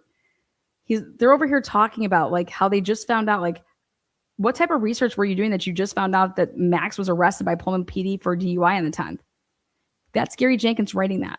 Right. And then Jenna's like, thank you. Like, you don't think that that's concerning? Like, wait a second.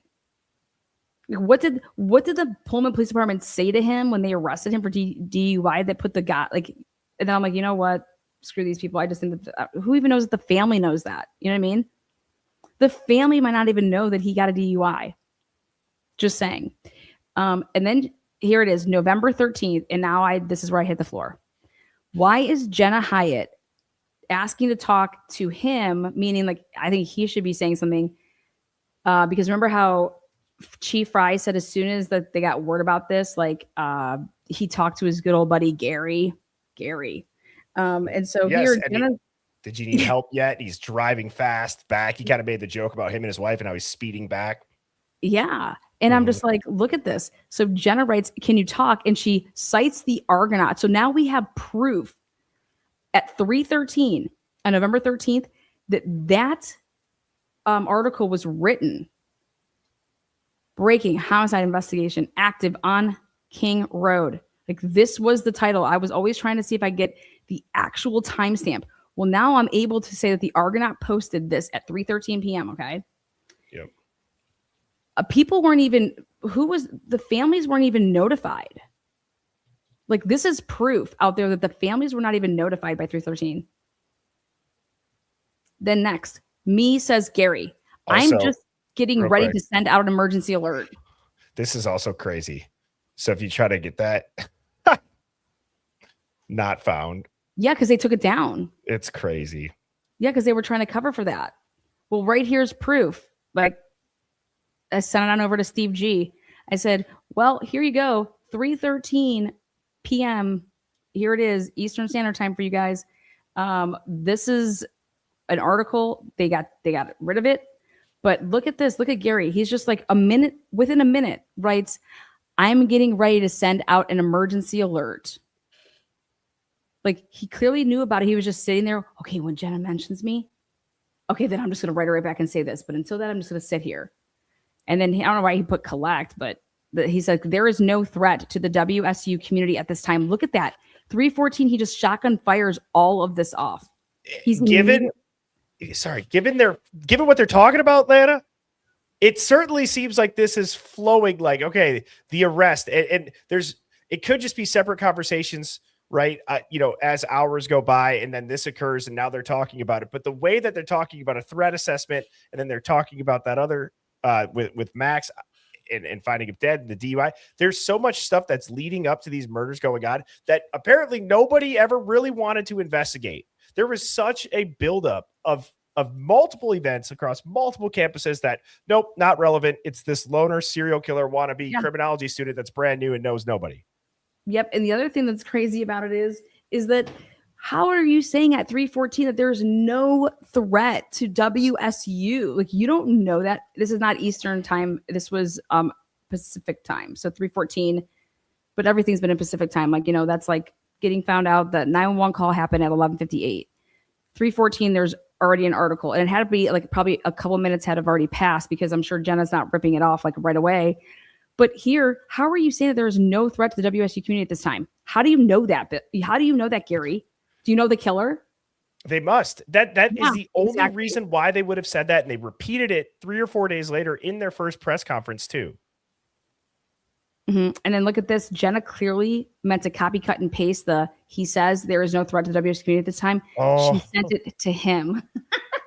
That's the worst when you do that. That is the worst. That is like a pucker factor times 10 when you take a screenshot of something and you send it right back to them. There's no coming back from that. Oh, never. And you know what's great is that now, though, Jenna, now I'm able to go ahead and get another FOIA in and ask anybody that you texted at 3:15 on that day. You get because and now I'm going to see who she was in contact with, who she immediately sent that to. Because she's like, he says, and then just writes that. I'm curious of their conversations because I bet you it's way more in depth because they're probably bickering about him. So we're going to go find that. And then here, right at the end, when they're talking, because this is like threat assessment, he says there's no threat to WSU. Okay. Then he says, were you informed of the vehicle versus pedestrian collision off campus last night involving students?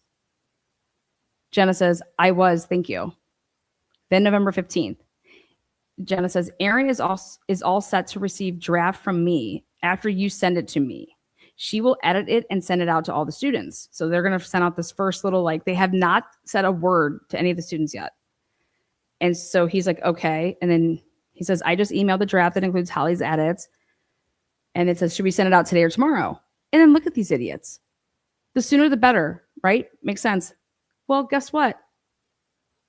Gary says, Holly just called and wants to send it in the morning because she thinks if we send it out at this time of night, 6:28, that it will raise undue concern. I told her I was okay with that. So they don't send it out on the 15th and they wait till the 16th.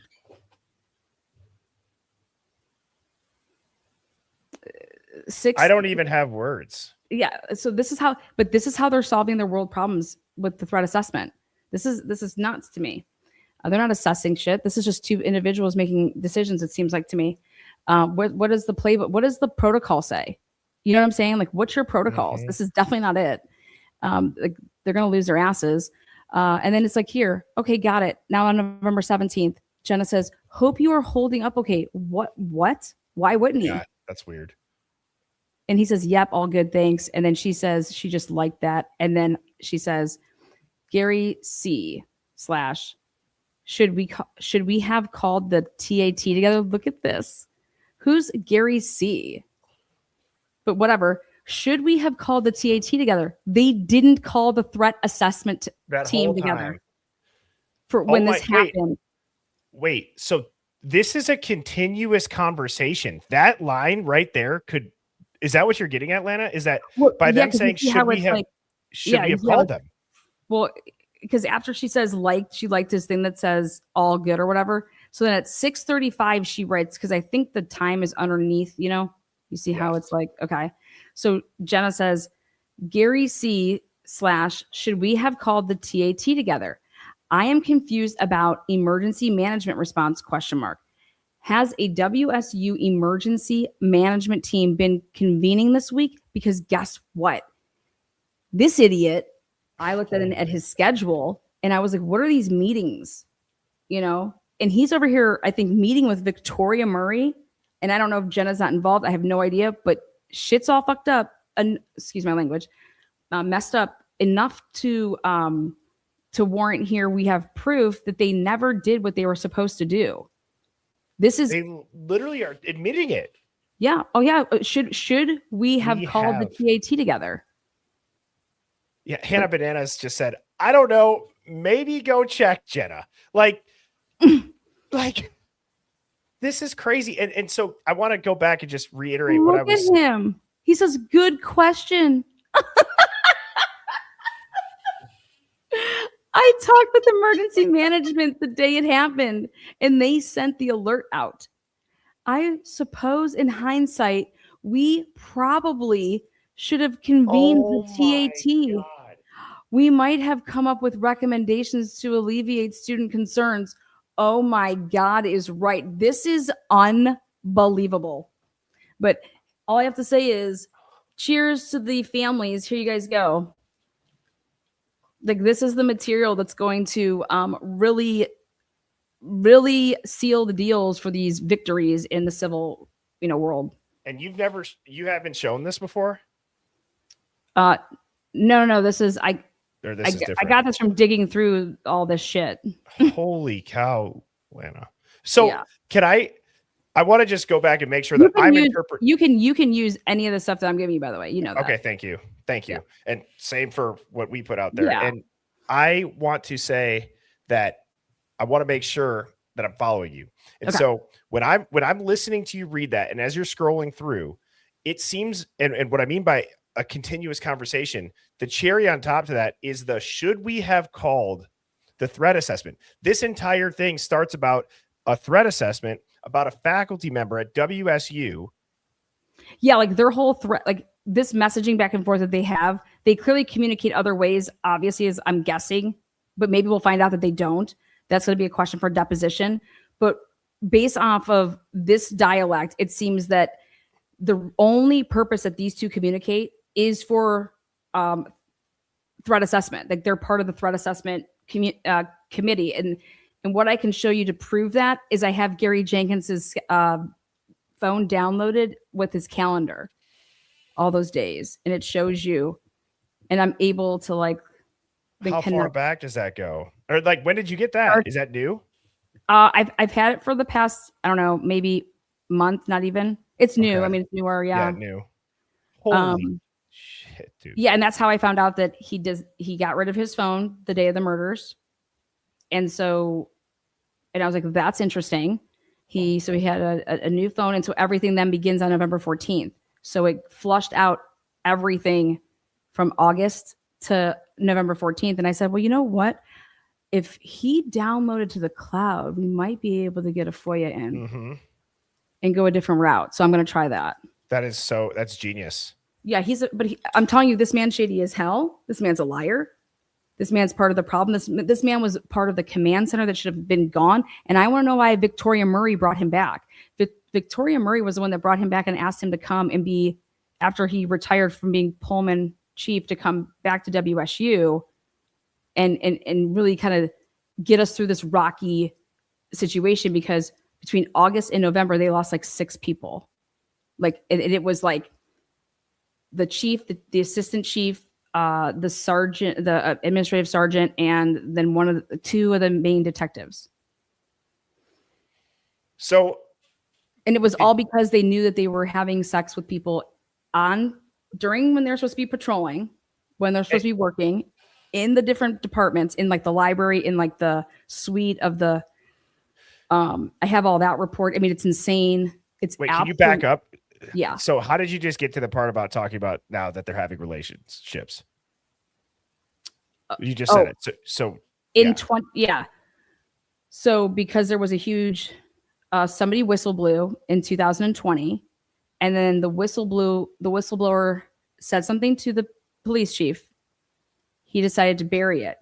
When this person saw that, then they went up above and went to the deans, to the school, and then told them everything that was going on in the police department. Then they launched an internal investigation, and the internal investigation revealed that yes, these people were doing exactly what this person had said, which was looking the other way when there was sexual harassment going on, when people were having sex while they're working, going on like training trips and having sex in hotels with staff, faculty, people that were not people that were students. And so all of these people had to retire or they were getting fired. And guess what day you're gonna shit? Guess when this all hit the huge report came out? November 1st, 2022. Oh my God. And so August 22nd through November 1st, that was during the period of when everybody was on leave and they all had to be at home. So you had no chief, you had no assistant chief, you had no administrative sergeant. You were down at least 2 patrol / whatever they were doing, sergeants. And that's what put Dawn Daniels in her interim role. And that's what then Curtis Whitman's waiting there in the swing little spot. And then boom, November 1st, Curtis Whitman becomes the sergeant, administrative sergeant. And I was like, holy crap. I said, well, why didn't Curtis Whitman's why was he still working the weird hours? This man worked he worked 668 hours and got paid 157 out of those 668 was in some capacity either vacation or time off with sick days. And then he got all these overtime hours. I mean, it was absolutely ridiculous how many hours that I think Curtis Whitman worked. And it was like he wasn't sleeping. It was really weird. But it's a complete shit show, right? And it's like now, do you understand how pissed off these people would have been at the whistleblower, at the WSU, at anybody that kind of had all this domino rolling out, like all these people's names were tarnished. And then boom, Moscow's campus gets struck with a quadruple homicide. On the one night that there's a party patrol too. Yep. And guess what that did? It took all of this attention off of all these perverts that were police officers. Well, how do we know that these perverts that weren't police officers weren't involved in this shit over here that took out? Dude, did they in that scandal? Are all those names listed of the? Yeah, I have them all. Okay, I even have the whistleblower. I won't ever announce that publicly. Don't do it, please. I would never. Here, at least. I would never. Yeah.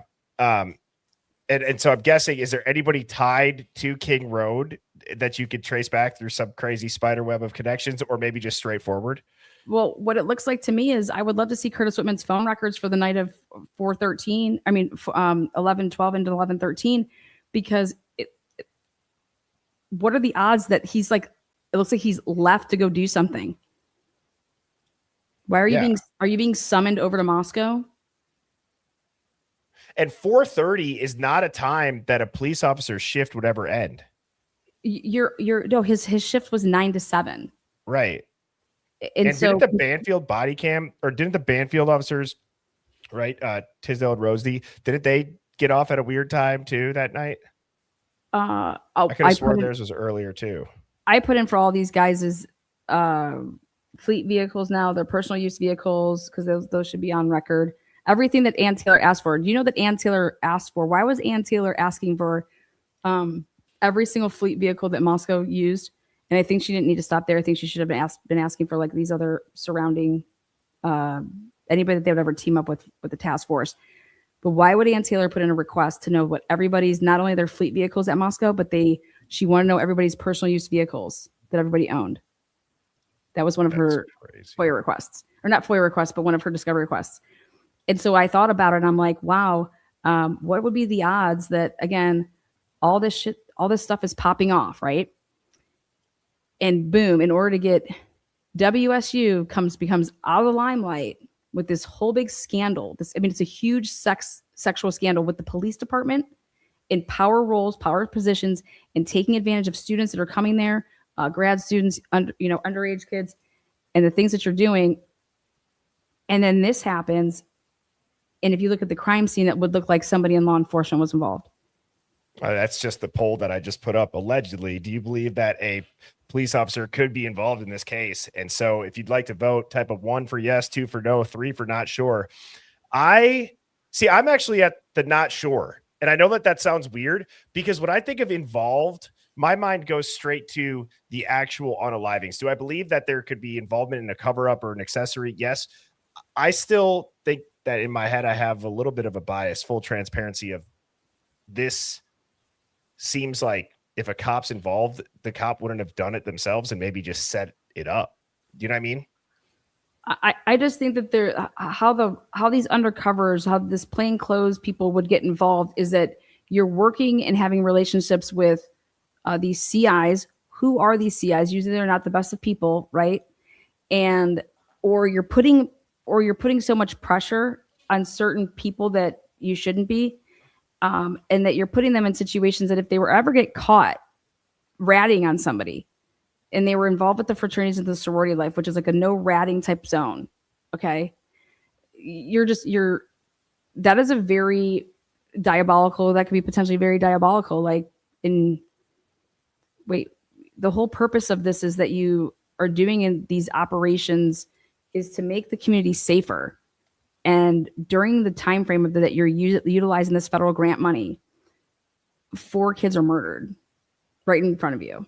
And to take that a step further too, when we were talking over the weekend, I went and I looked at the overlapping window that everybody everybody knows about, right? With the DoorDash, with the phone calls, with the Banfield body cam. Now you throw Curtis Whitman leaving into that window as well. So we have 245, 250.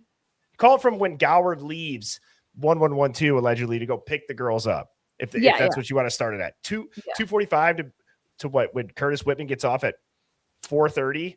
Yeah. I would even say I would like to know what the undercovers were doing from 12 a.m. I want to know if they actually got paid for this. That would also be they got they got at least $70 an hour. That was what they were. That was back. They did. Yeah, they usually get they usually get overtime, but I was looking in guess what they have to put in. That's why I told you I did a FOIA. They wanted $2,300. $2,300, yeah. Because you have to, that night, guess what would all be documented? The people that were running the plainclothes operation, how many hours they worked, where they all went, what the demographic was, all their contacts, anytime that they stopped and did wherever. And so you have to document all of this. And if you gave any tickets out, whatever the case may be, right? And I was thinking, when you hear about 118 contacts, because look at what Curtis Whitman only typed up or was involved with, 17 reports. 17 reports he only wrote 17 reports over the course of from November 13th to December 5th. That's like, do the math.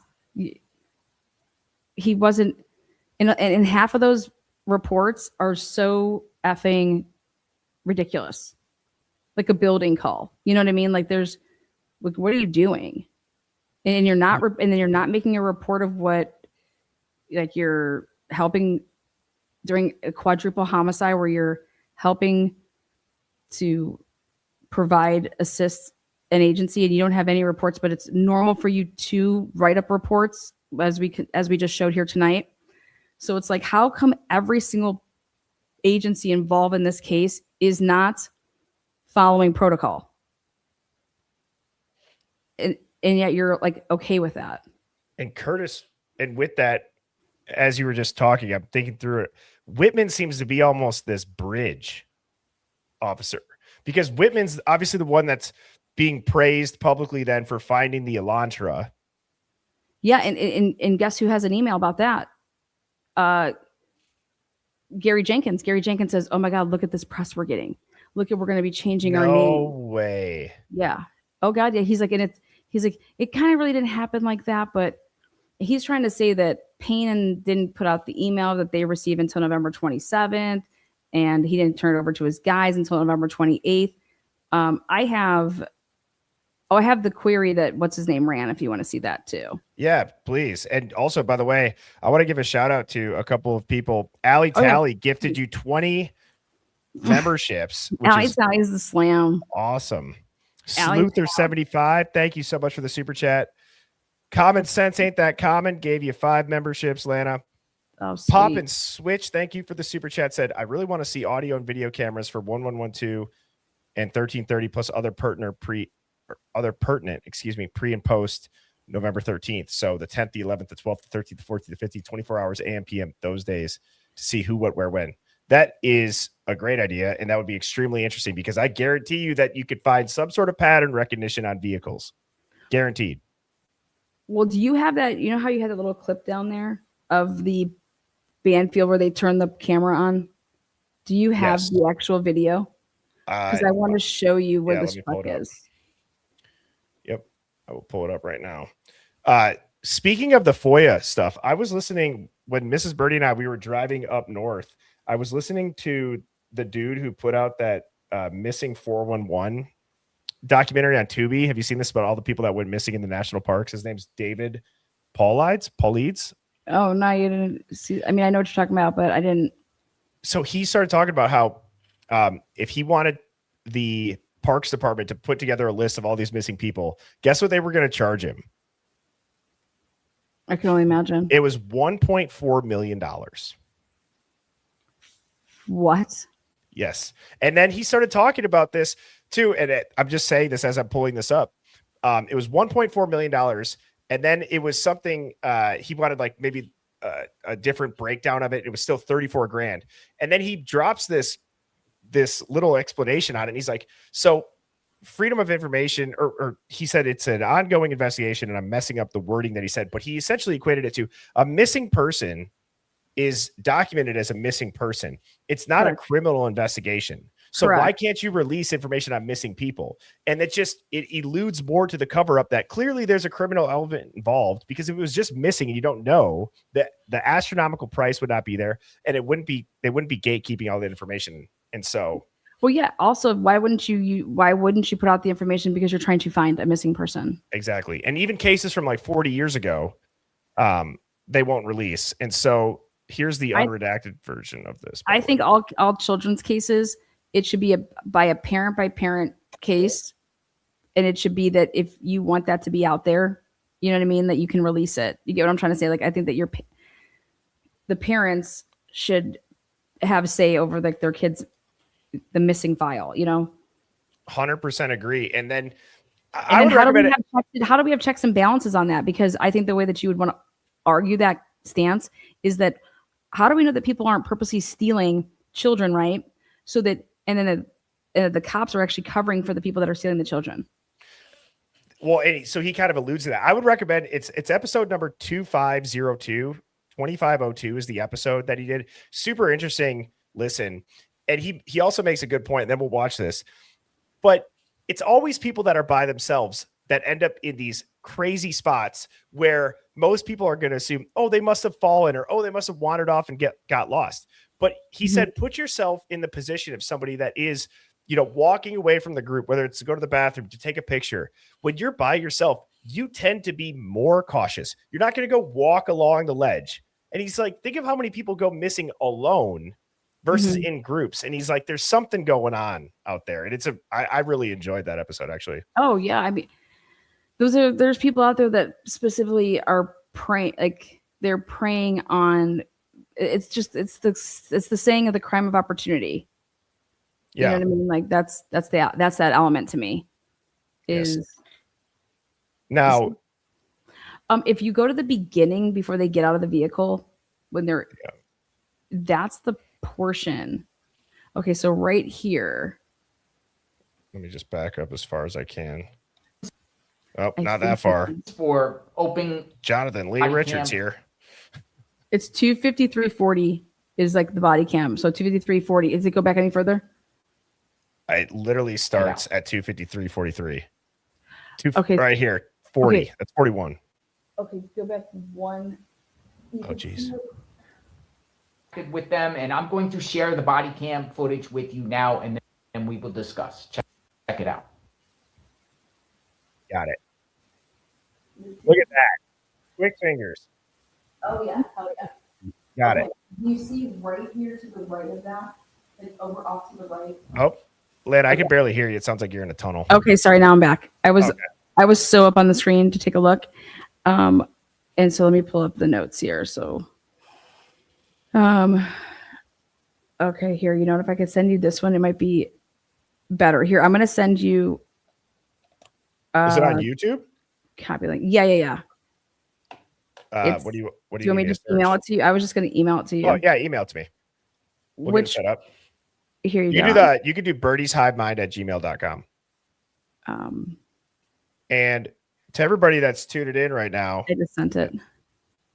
please hit that like button and hit subscribe if you are not. But Lana, we have over 3,000 people tuning in. And so to catch up people that are just joining, Lana sweet. just went over a bunch of stuff with some exchanges between Chief Jenkins and Jenna Hyatt about a threat assessment at WSU, where they state it's Max Pitts who got a DUI and then was found self-unalived the day before all of these, or all the Idaho4, or before, Jesus Christ, I can't talk, before the 4 murders. And then now we are talking back to the body cam where we said, what are the odds that that happens? And then the party patrol that Moscow Police Department received funding for, the only night that they did a plainclothed police officers party patrol was the night of the murders in the last year. And so that's why we have this body cam pulled up. And so I'm going to go grab that link that you just sent. Oh, and what are we going to be looking for? You 20 memberships too. Oh, nice. Look at that. Allie Tally, thank you so much. You're just gifted memberships left and right. You get a membership. You get a membership. Totally. Awesome. And that's Susie Leia. Thank So you so much kind. for the super chat. You guys rock. And Lana, now do you want to explain? So I have this pulled up. Let me share it. Okay, yeah, if you pull that up, I can show. Let's see. So if you go to should be, they're going to start to like, yeah, that's perfect.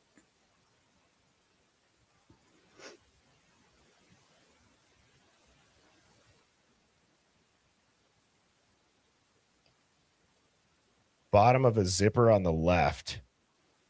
So Mark B is in here. Yeah. So you're saying that you could see the truck at why? Yeah. 253.40 though seems so early. Well, it just started there, and then it's going to be like right when he starts to move and to go and turn the wheel to the like right like this. Okay. You're going to see his zipper over here to the left. You're going to see. You're going to see I a need to little go light. slow motion? Should I go like 50%? Sure. I don't know if that'll help, but Is it? yeah, here we go. Okay, so this is going at. It's going to be to the where? To the left over here. I'm going to show you because it's like driving away because we're able to use Linda Lane camera as well. Okay. So. And so what this vehicle does before this happens is the truck comes in and pulls into the whites. Okay. Is that the taillights that we're seeing, the red light there, or is that the interior dome light? Well, right now we don't see it. You're going to see right when I'll tell you right now. look at what's going slow, so it's perfect. Yep. Yeah, you can see the tail lights. Did you see how like that dot was moving away? Yes. That's it over there. And so from the Linda Lane, and we know this, it's from the sound, it does not come up because now we obviously have, what do you call it? 1112. And so that vehicle goes into and is at the whites, okay, for so that's 1 pulling minute in 2 seconds. Yeah, like they're about to back out of the whites and do like a 3-point turn back out. Before, if you play the rest of that, you're going to see how they're backing out. Like they're in the whites. So I can visualize this. So you're telling me the cops are backing out, and those tail lights came from where? They're pulling in here, or you're pulling out? They're going on Taylor, heading away from campus. Shoot, they're going away from campus. Okay, got it. Now, when we turn this back on, you're saying a minute later we're going to see it?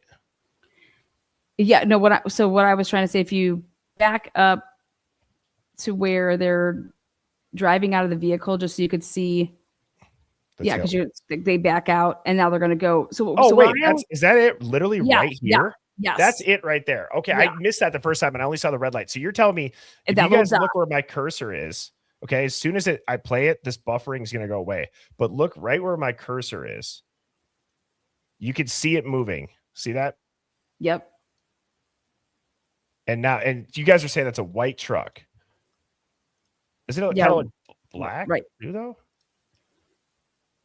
No, right there. But I also see white. Yeah, that's where it's at. Wow. Okay. And so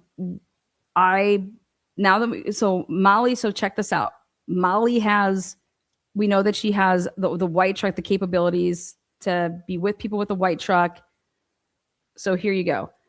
Now do the math. If I was to here, can I put something on your screen? Yeah, go for it. Okay, so check out this. Again, Mark B's in chat, right? Yeah, Mark B is in here. Okay, actually, I'm just going to share it right here on the Hector. That way I can use this. Okay, let me get a layout set up for you then. So the question that we're posing to the chat is, why in the world would Molly not grab Xana's 215 DoorDash? And I'm starting to believe that she did grab it. Okay. And are you going to share your screen with the document? I'm going to share it now. Okay, cool. Then what I'm going to do is this. Then when you get that shared, I'll go down into the corner. So because it's not going to, I can't share that camera. I think I'm just going to have to share yours because it pops up on your main feed, correct? Yes, mine, like I've been watching. Yes. Yeah. Your face disappears when you have to share this, correct? Yeah. So this is. Or wait, is it here? It should just be. Oh, never mind then. Sweet. Nice. Yeah. This is perfect. I got to get one of these. Okay. Yeah. Get a Hector. Hector's great. Hold on. Let me put this underneath this like this. Let me use this. Oh, yeah. You write in all caps too? Oh, yeah. Oh, yeah. I feel like you hit a certain age and you don't need lowercase anymore. Right? Okay. So this is what we all want you to think about is how Molly switches from a white pickup to a Subaru. Okay. Is that we believe that there's just multiple cars because she's doing this with multiple people. That's because she's hanging out. That's what she does. Like we know that she has access to a white truck. There's been a white truck that's been driving around that night. And then, like I said, Molly, there was two phone numbers that were in this geofence that there was of interest. We never find out about the one, and the other one's Molly's, and they're putting a pen trap and trace on it. She doesn't come forward. So let's go like this. And the question I had was if Xana places her order at 2:15, she's coming from Pullman because Molly says that she's making, she had 2 other orders in, at that area before that third one. And she said that she would drive to drop off the order in Moscow, and that she would leave to pick up another order, drop something off in Pullman, and then come back and do something like that. And she called it like double dashing, whatever. Well, here, the question would be though, is Molly, how come Xana's 215 order wasn't in your possession before you came out? Because if you leave at, where to go backwards?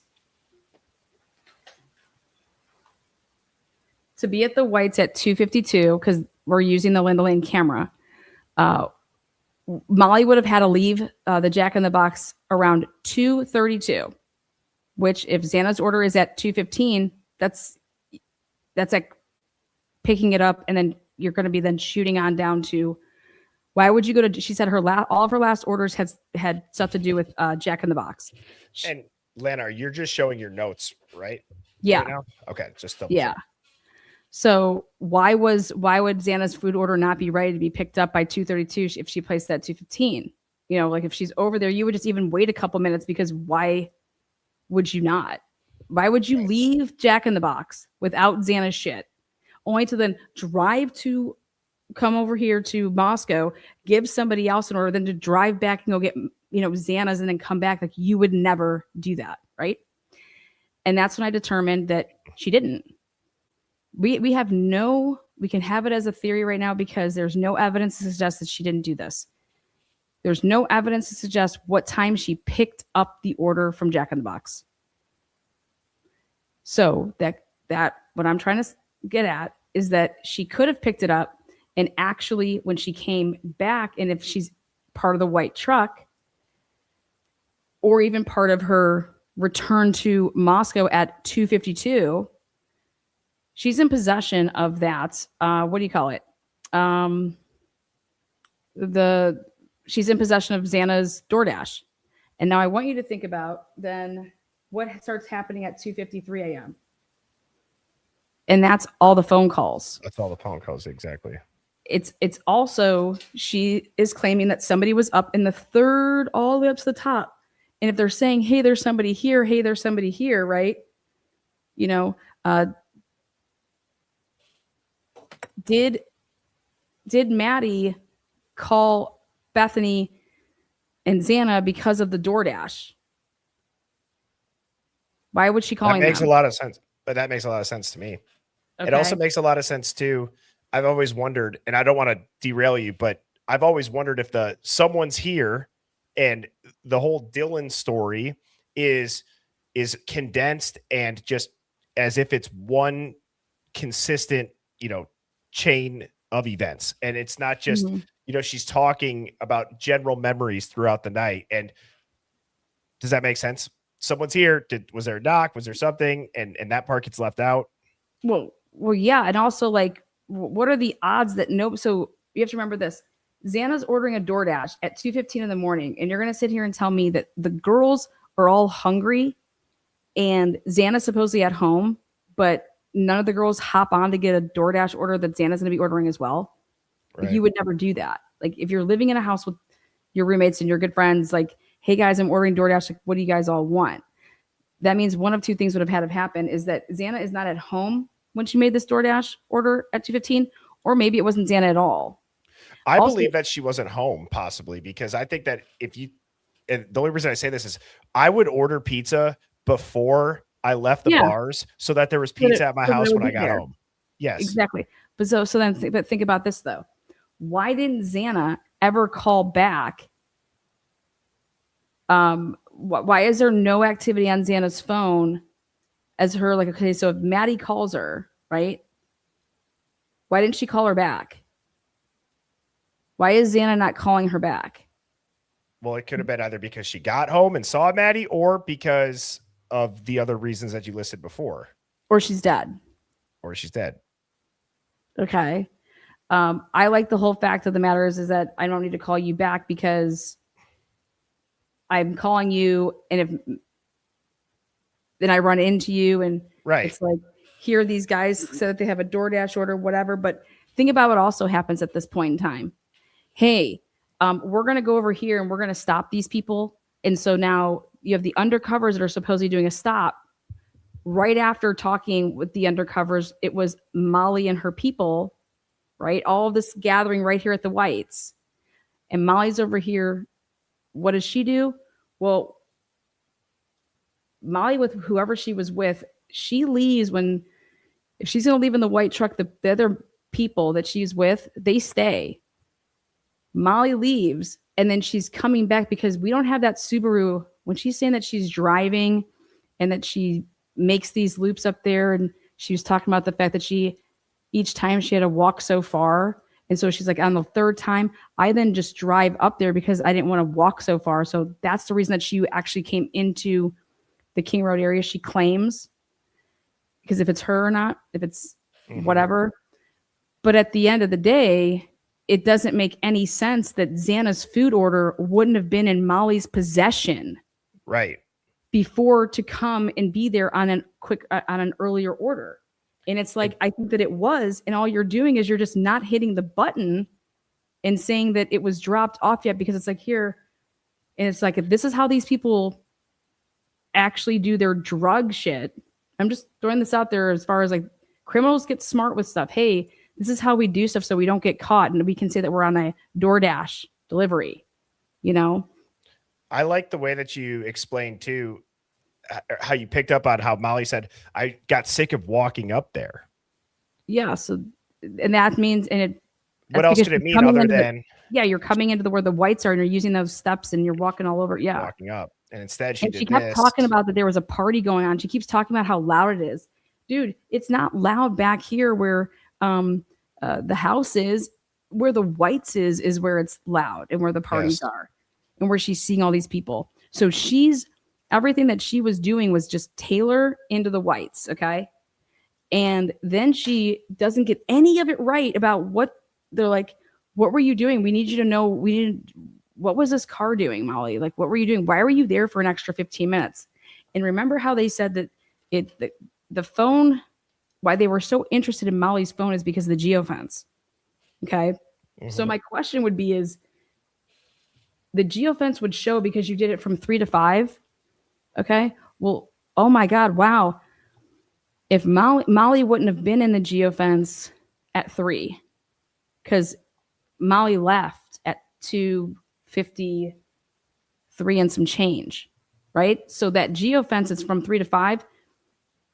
You have it actually that Molly's coming into your geofence at 3:46, right? Yep. Okay. Well, there was 2 numbers that she was interested in, or that the cops were interested in. Who was that other number? And I think that other number is really, really relevant. And it's either Molly's other phone. It's a number that they couldn't get anything with because it's a burner. Molly gets rid of her phone, just like Gary Jenkins. Molly would be, hey, we're going to hit up these type of people, ask them, hey, what's going on? Have you talked to anybody? Have you seen anything? Like, Molly would be communicating with them, meaning the undercovers, because she's like their same thing with Eric Gower.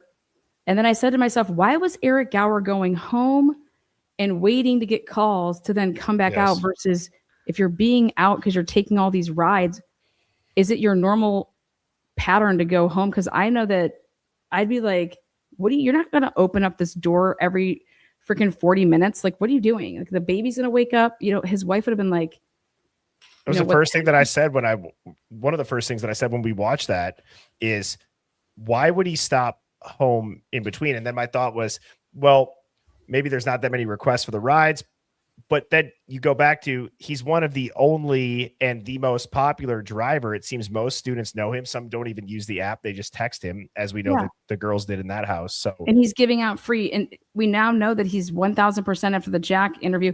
He's giving out free rides. Right. You're giving out free rides. And why? That's really interesting. And it's also weird too. I've always thought this is strange. And I'm going to go back to the beginning interview with the Goncalves family. Why did they make it such a point to say private driver, not Uber driver? Well, because you ever thought about that? Yeah, because she didn't use the app. And that's why they couldn't say Uber. Maybe is that illegal? Because there's going to be no Uber records. Yes, it's a private driver. But I will say this, as far as that goes, they were just trying to be like, okay, it was considered a private driver. But how about this? Why was his app off, but the Lyft app wasn't? Because my next question is how did he get these calls to go pick people up? Remember how when he did his interview, he said, I only made, after I dropped them off, I was not back in that area. Then that completely changes to, then he talks about it a little bit. And then it's like, oh wait, then I came home and actually went back out. Like you just interviewed. And like, this is how I look at it. Blaker knows who he is, but for whatever reason, the reason that Van Leuven ever interviewed him again is because Jack Decor put him on a list and said, this is somebody that I think that you should talk to. Like, I think something's up. Like, in just a way that, like, he's just, why is he giving girls free rides? Like, it's just really weird, whatever. Blaker was the one that did his first, and it was just like a 10-minute, like, so ridiculous. And then Van Leuven, he gets all this new information, and he's not asking him questions. Like, there should have been a follow-up after that. Like, why are you leaving and coming home, leaving and coming home? Like, were you getting text messages here? How did you know that you needed to go out? Who was texting you? And I just want to know if it was the undercovers. Well, that's what I was going to ask you. What do you personally, or how do you personally feel about the free ride dynamic? Do you think that's do you think it's suspicious, or do you think that it's just sketchy from the standpoint of a married dude with a kid at home is doing that? No, I think that he was getting paid from the university. I think that he's freaking, he plays Santa Claus, right? Okay. He played Santa Claus. I think he was coming across as trying to be like, I think he's a CI. I think he's definitely a CI. I think that I don't know if they want to use the word CI, whatever, but he's definitely communicating and acting like to these girls that he could be trusted. Don't you think if you were a cop, who would know more gossip than anybody else other than like someone that's picking up and dropping off people? Yes. Well, and the cab drivers, right? Even back in the day for when they were trying to infiltrate the mob and the mafia. Yeah. The cab drivers were some of the people that they would go after and try to get in, or their drivers rather, right? They're drivers, not necessarily cab drivers. And I asked that question before about, do you think it's suspicious, or do you think it's just sketchy that a married guy's doing that with a wife? I think he was working. I think that makes sense. Not getting paid from Uber and not getting paid through. He's giving these free rides because he's gaining the trust of these girls. His number was passed around for like years before, right? Well, guess what? When you get in trouble from doing something, guess what the cops make you do? Either you're going to do this for us, okay, or we're popping you for X, Y, and Z. You get what I mean? Yes. So for me, it's like, and then why would you ever, if you're the police department, he was just literally involved in this huge case. Why is he playing Santa Claus? Even if he's not involved, he's clear. Oh my God, here, look at, we have his, people think because of their ring, it matters. Dude could have left out the back of the house and got in someone's car. Okay, whatever. Why would MPD not say to themselves, this is a huge conflict of interest. We cannot have Eric Gower playing Santa for the kids on December 22nd.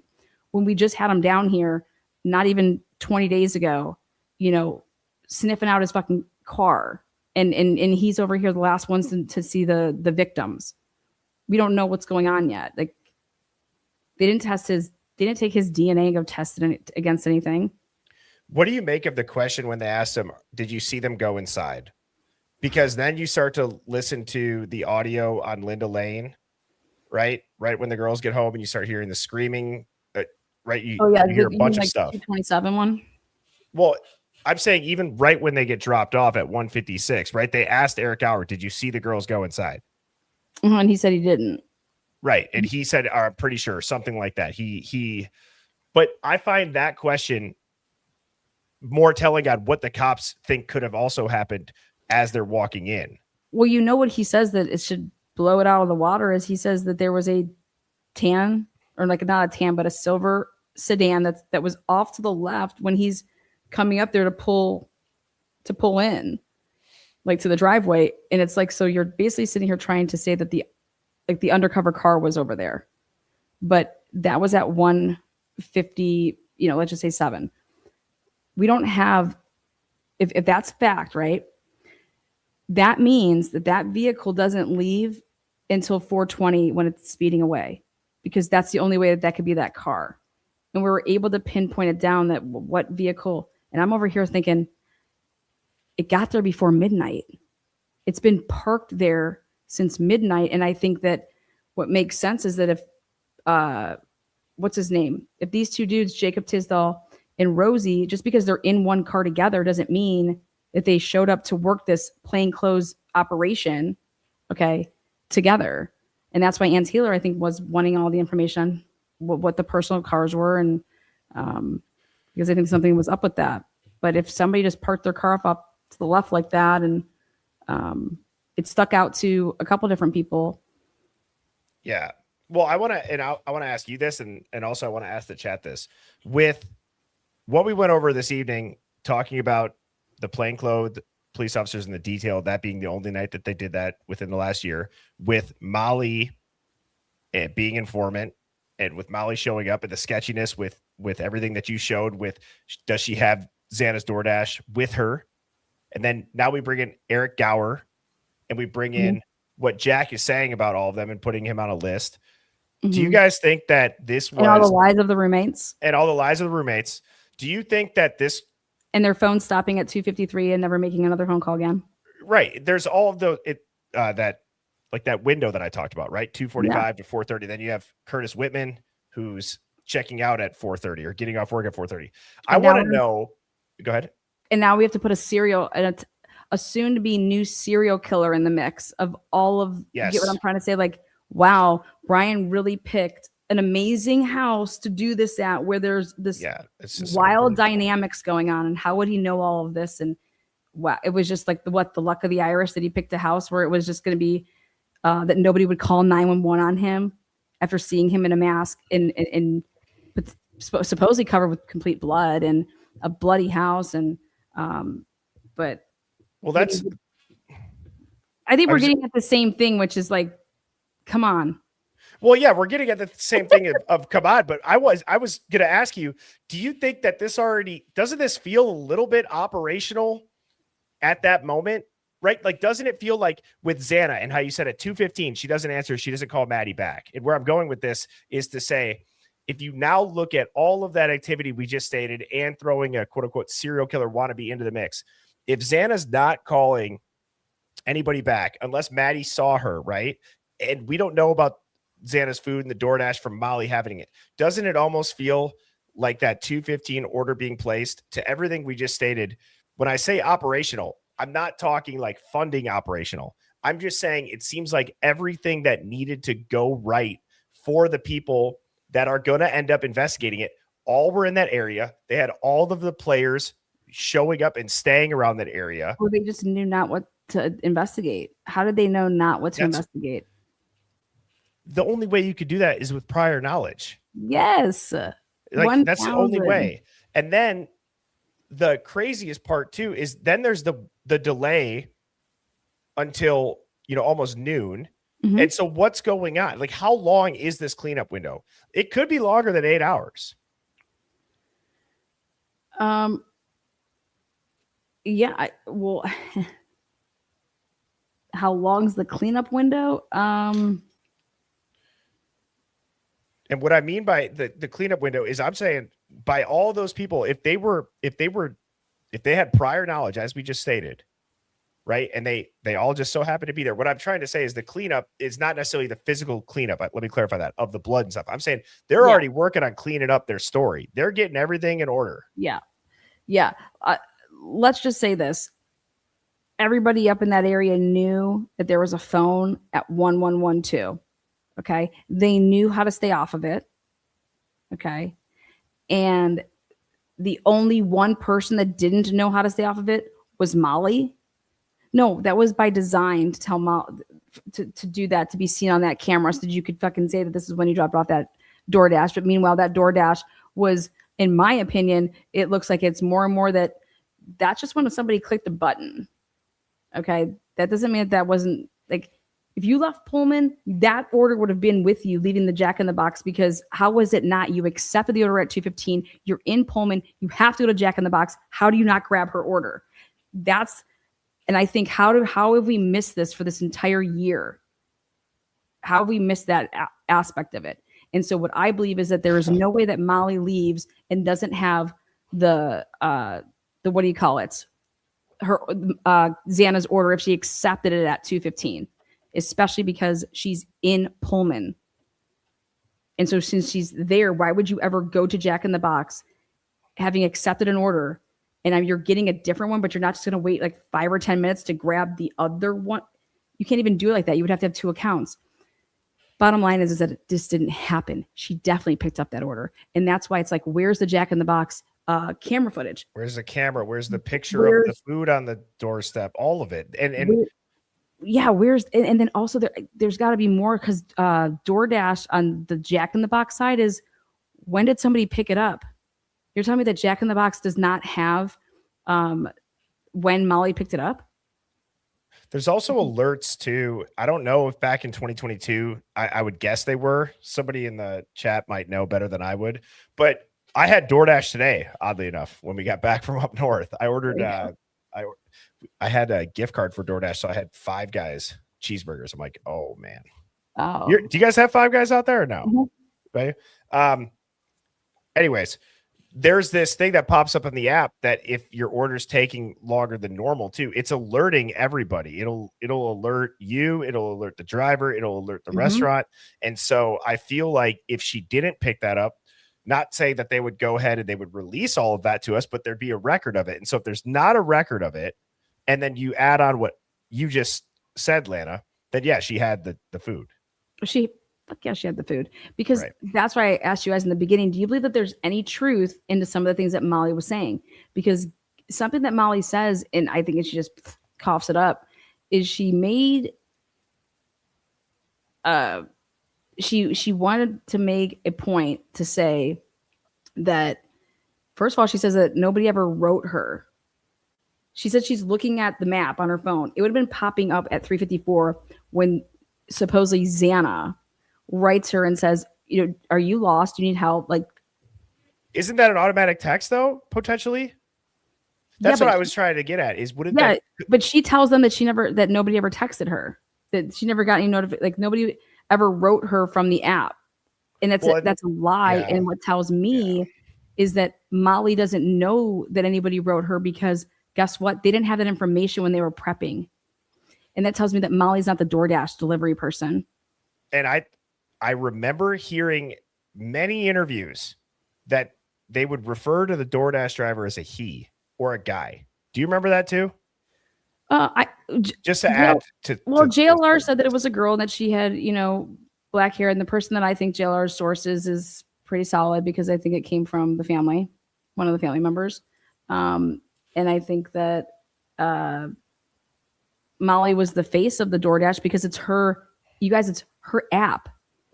It's her app. That's why it's like, you were working 18 hours. The hell you were your app was working 18 hours, because there's multiple people involved in this, because this is what you guys either do for a living and you're really doing it, but you're using multiple devices because you're having multiple accounts, because that's how you're trying to maximize your money, or you're using it as cover.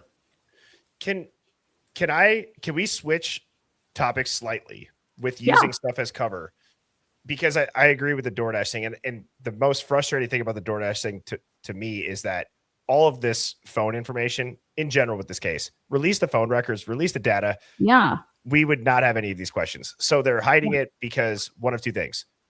They're lying or they're lying, right? There's no other reason at this point. If it was really seeking the truth, they're lying because of the phone records do not match the narrative. The phone, exactly. You understand that I've tried to ask every single person that has been involved in this case that I've talked to, as far as like sources, okay, to say what in the phone records supports the narrative, because not a single person's phone. In every other case out there, guys, everybody's phones are being used for time of the crime. Like, your phone doesn't move anymore. This happens. In this case, the phones of all of these victims were not used. Right. This is the only case that I can literally think of that this is ever and you guys have to understand why. It's because it doesn't support it. And so that means the digital evidence is not so indicative of what the narrative is here. I agree with that. And what I was going to say would be, if I asked if you're okay with us switching topics, Yeah. it was going to segue off this, but look at now the Banfield, right? So we had showed that Banfield stop. You had just brought up Molly. You said you saw the truck. Are we to think that it's a coincidence, again, that the only night the plainclothes police officers are there, like they say it's a party patrol, but it's also, is it one of those things that they had in their back pocket leading up to this where they're like, we could say that this is a party patrol. Did they add that in after the fact, or was that actually scheduled, right? Was it just plainclothes police officers for a CI controlled by that after the fact, they scrubbed the narrative and they remembered, oh my God, I forgot about this. We have a $6,700 federal grant for the party patrol. Let's just say that it was that. Does that make sense what I'm asking? Because that's happening all in that same window. Yeah. So how do you get my point that I'm making is and that's what the answer is to that. There is that is 1000% documented, because if Eric Warner and the Moscow Police Department folks over there, they have to account for everything that they do. Okay. Right. So the schedule have already been made that in advance, like how I asked for Curtis Whitman's, we want to ask for Jacob Tisdall and Rosie's, right? We also want to find out who was trained through this program to even be in, that could be part of the party patrol. You know what I mean? Like they said that they trained 2 officers, but that was back in a different year before those, either one of those 2 were part of the MPD force.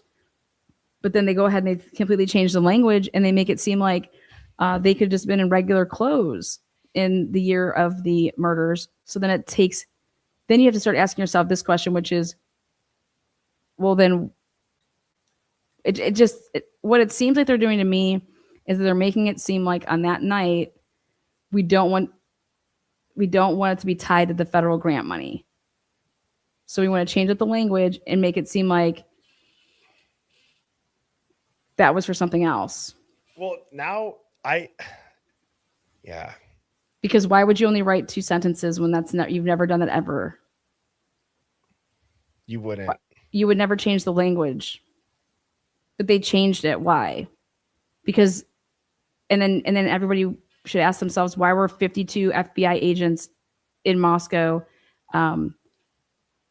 when that happened? Like usually only just a couple agents will ever be assigned to the case. Why did this case have so many agents on? Especially if they thought this was an isolated targeted attack with,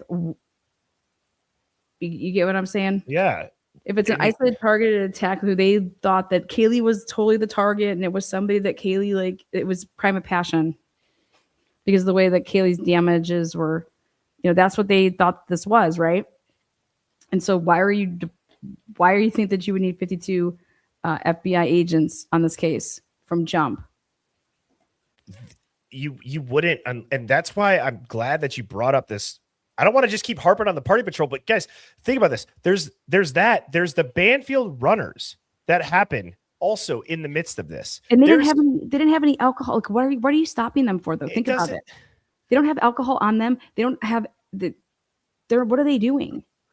I know that this is most likely, and I don't know if I've said this with you before or to you, Lana, but I've always thought it's strange that when the Banfield body cam starts and they're walking across, and who's the first cop? Is it Tisdale that is the first cop to encounter them? They kind of like, because he's running, and then is it Rosie walking over? Rosie walks over or Tisdale walks over? I want to make sure I say this right. They both do, but it's like they both go opposite ways. But it's also weird because they don't even talk to each other. Like it's like they've already made up their mind before they ever got in the cop car. They're quiet. They're not saying anything. Yes. And it's like, they haven't. That's what where would they have been coming from? You were in the perfect position to either see them coming from out of the White's apartment, right? Or coming down the steps from like being over there up on King, right? And then if you ever read Jacob Tisdall's report and how he tries to say that he had just made a loop right before coming in to where right before pulling over these people, basically. And it's like, we have the freaking, I think he was so nervous of what Molly's vehicle did, that they were already trying to claim whatever happened right before that. Any car that was up there, I'm already trying to claim it. Meanwhile, no car made any loop right before you pulled and stopped over those kids. Well, that's where I was going to go with. And that's why I wanted to be specific on who was saying it, right? So I think it's Rosie that makes the first contact with the kids. And then when Tisdale walks over, if you listen to Rosie, Rosie says, I didn't want to push it. Like, and that's such a little thing. What do you mean? They didn't run. They started walking back towards you. They didn't hear him. Here, play a little bit of that. Yeah. So let me have it. Yeah. But because when I think of, I don't want to push it. Are you talking about your bat? Like, does he have a bad hamstring? I don't want to push, I don't want to, tighten up and cramp up. No, to me, he's talking about, I don't want to push something. I don't want to escalate it. And then he also brings up to them, we've talked to you guys about this. You've been made aware of it. And he makes it seem like it's about a ticket. But again, with that being the only night that's going on, Molly's in the area, the Banfield runners, the whole stop, Steve G's bringing up this underage in possession thing.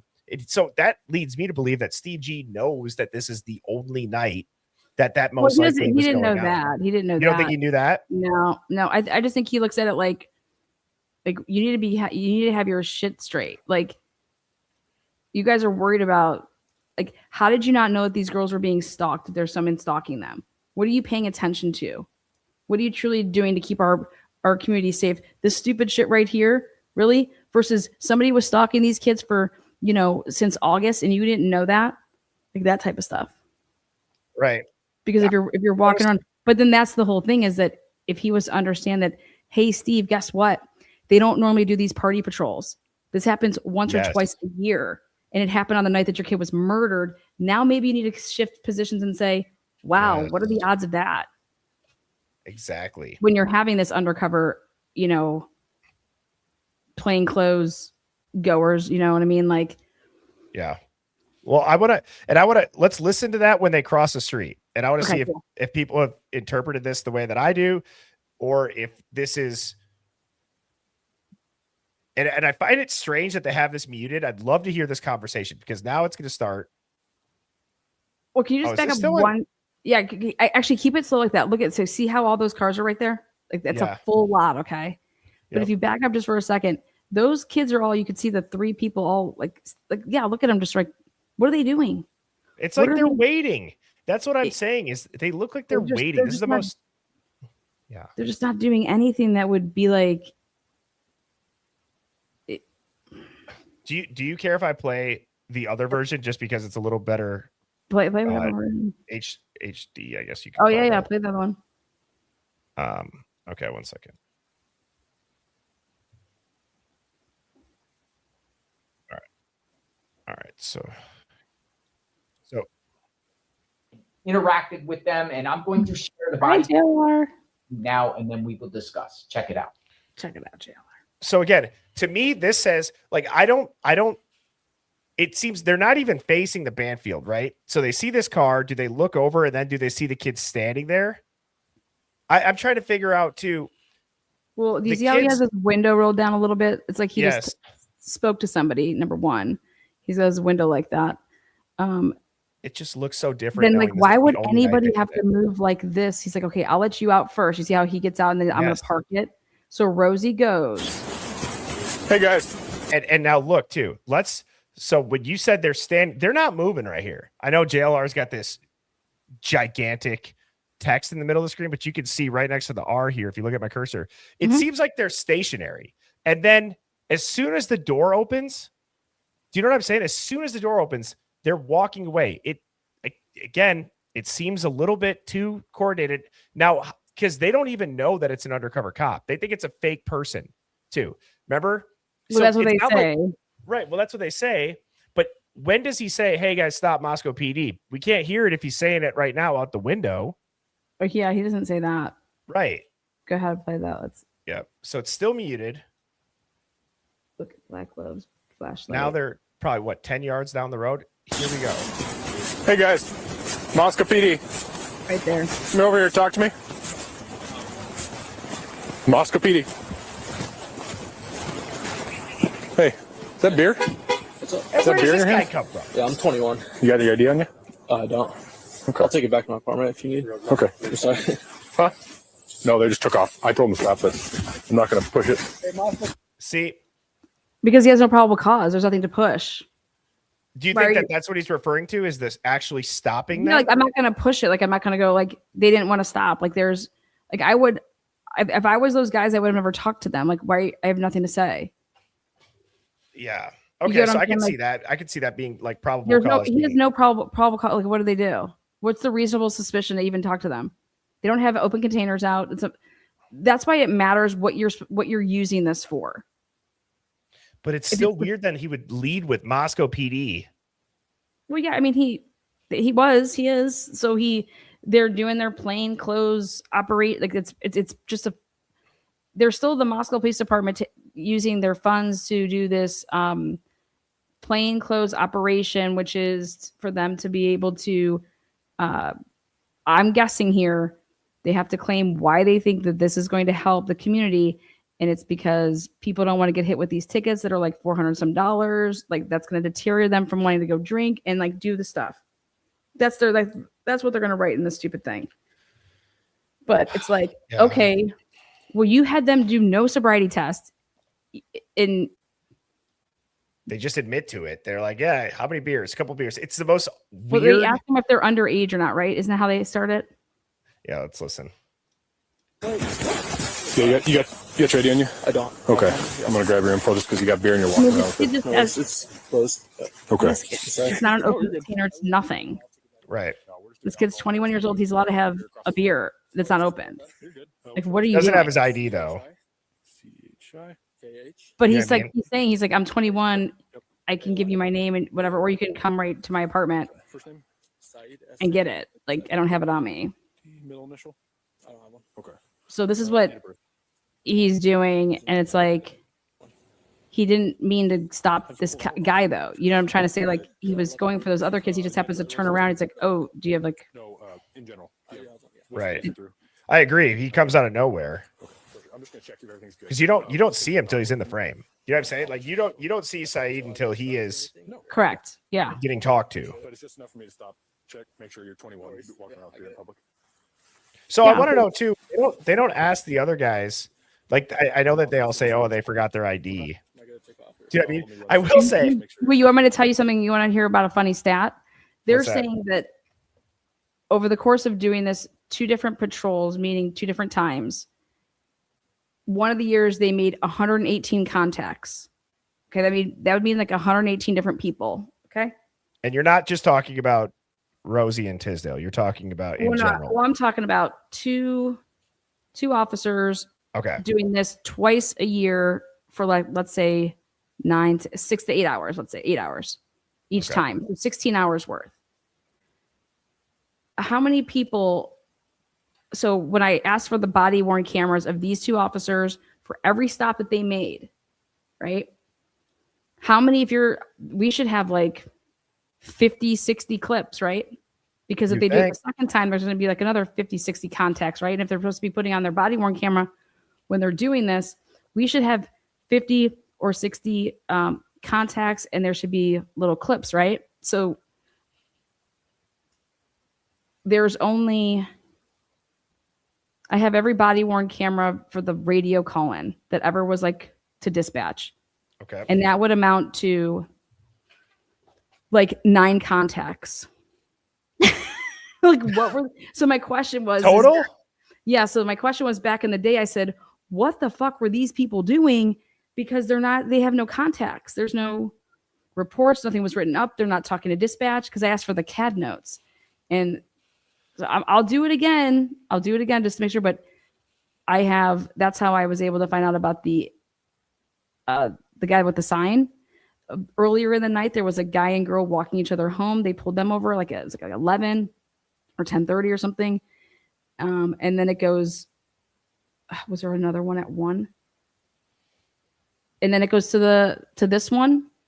And then it goes to the sign. And that's it. Okay. I want to watch this again. Now oh shoot. I need to pull up your video you just sent me, Lana. And then after this, I'm curious to see what you think because this is a good point by Keith A.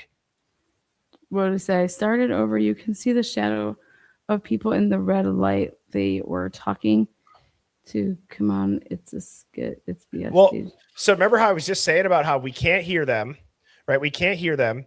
And then it seems like those kids are just standing there. I'm curious if within this, and Keith, I'm assuming you're talking about the right up here where my cursor is. If you could see people walking by, because you see the truck right away, right here. Now, when the taillights go on, can you see shadows? Okay, so are those people walking? Oh, those are people walking. Yeah. That certainly looks like it. Wow. They're walking across like the light. That's so so that's the first time that I'm noticing the truck. And I did not pick up on, yes, that does look like people passing in front of, not here. It looks like people passing in front of the red light. So when it glows brighter here, right there, that looks like one. Yeah. That looks like two. So it means they're on the left side of the car. Yes. And you could, well, that kind of looked like a me. What? Do you have That's 111? Do you have 1112 available at Yeah, I can pull it up. at 250, like 252? Yep. Yep. Let me pull it up.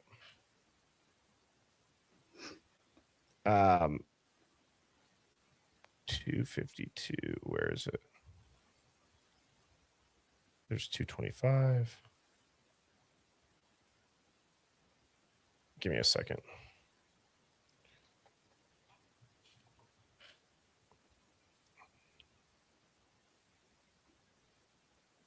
$250. Where the heck is it? All right, here we go. 250. Yeah, 252.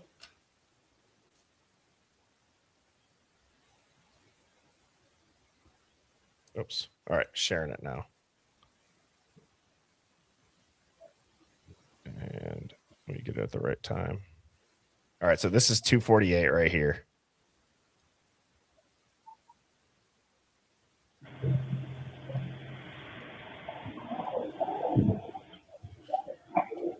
What are we looking for? I just want to hear some noises. Okay. All right, 248 right now. And then the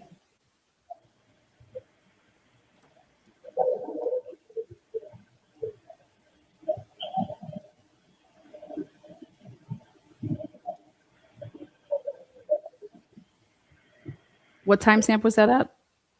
I'm at 249.08. Oh, wait, what was that light that just flashed a second ago? You hear that? Yeah. Where did you see the light? I went back 15 seconds. Okay, good. It should be right above the white car that's in front of us across the street. Right here. To the left. Oh, this one? Yeah, that white, like in the driveway. Oh, this one. Yeah, you hear that? Yeah. Okay, so press pause. So during this time frame this is what Molly's talking about, in my opinion, when she's talking about that everyone was like screaming and yelling and stuff like that. And so Molly's definitely there. She's down there by the whites, okay? And when now I'm thinking about her talking about both of these times or whatever that she went over there and she's trying to talk about her trip up, allegedly, supposedly with this SUV, and I think she's mixing multiple times up there, right? Because right there is where you hear the screaming. And it's interesting because if we keep playing, the white truck, has it arrived yet? What timestamp did you say this was at? 249 and 30 seconds right now.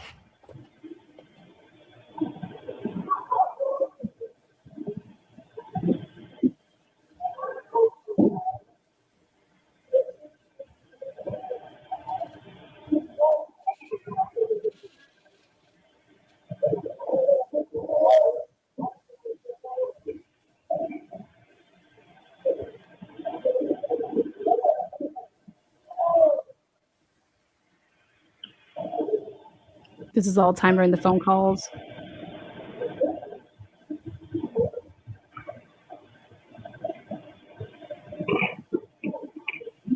Right there, what was that? Did someone just open up a door? Can you just go back 5 seconds?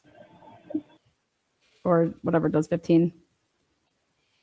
Bubbly just asked me if I'm a Banfield Runners virgin. What does that mean? And thank you, Bubbly, for the congratulations. Bubbly, woo, baby. Lana, I think I told you, right? Mrs. Birdie and I, we're going to have a baby in November. We'll be a girl dad. Girl dad? Oh, yeah. Oh, hold on. Oh, that's fucking awesome. Yeah. No, I mean, I didn't excited. know that you knew that it was going to be a girl either. Oh, yeah. And then I got another one. Somebody bought me another one of these. Girl dad. Yes. Yeah. So we're super excited. Badass dad. Yes. Okay. So I went back. You said you want to see where the people are walking out of the house. Well, yeah. Is this the time? What timestamp is this at? 2:50 and 5 seconds. Okay, 2:50 and 5. Yeah. See, this is to me shit's poppy. Okay. This is.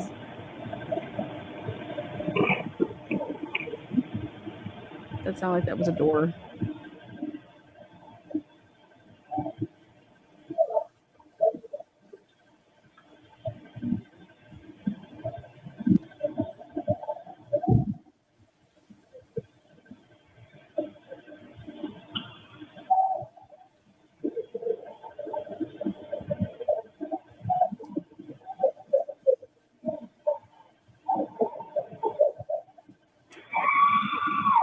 Right there. That's just insane, dude. Like, I know I've heard this. What's We've the listened. timestamp though? What's the timestamp? 2:50 and 43 seconds. It would have been.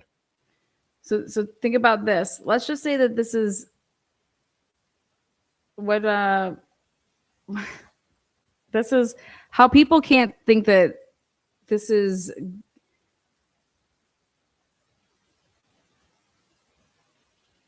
you have. Do you understand that type of a scream? You have the band, you have the undercovers there that are sitting in the whites. Yeah. I'm going to do something here that's going to put them both on the same thing. Do you ever use ViewSync? And thank you to who just gave me this idea. This site is awesome. It's called viewsync.net, and it's a super easy site. And then it generates a link where then it puts two videos side by side and it syncs them up. Okay. So like we could watch the timestamps. So I'll go to 2:50 for both of them. Okay. So right now we're at this starts at 2:53. Dang. So we're not gonna be able to see it until 2:53 where it's all synced up. 2:53. That's the earliest at the. Okay. Yeah. Play it at 2:53. Let's see something. Okay. Let me just make sure that so that's 2:32. Sorry. I'm going to stop it. So 2:32, 2:42, 2:53, 2:52, 32, 2:53. All right. And then this is going to start at 2:53. That's at 2:53:40. That's right. That's the earliest that it starts. Oh, that's right. Yep. Okay, so but that's okay though. Let's. I'm gonna get it in 3, 2, 1. Okay, so now this is gonna be perfectly synced up. Okay. And I will then put this full screen. And so now, guys, just so everybody knows, we're watching the 1112 light bulb cam on the right, and then on the left we have the body cam of the Banfield stop. You're gonna hear both audios. It's just the left side Banfield is muted at this point. So this will play both of the audios, and they're both starting at 2 a.m. or 2:53 in the morning in 40 seconds.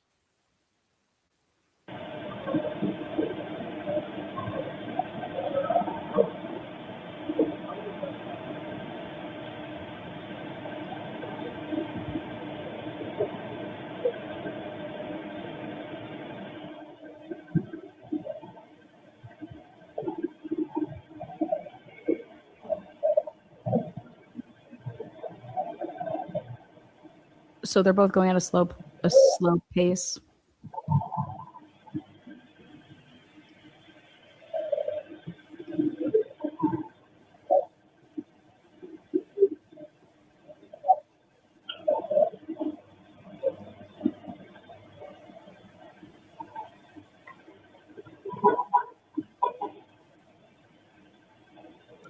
Well, that's a little bit interesting too. That the honks aren't that timed up.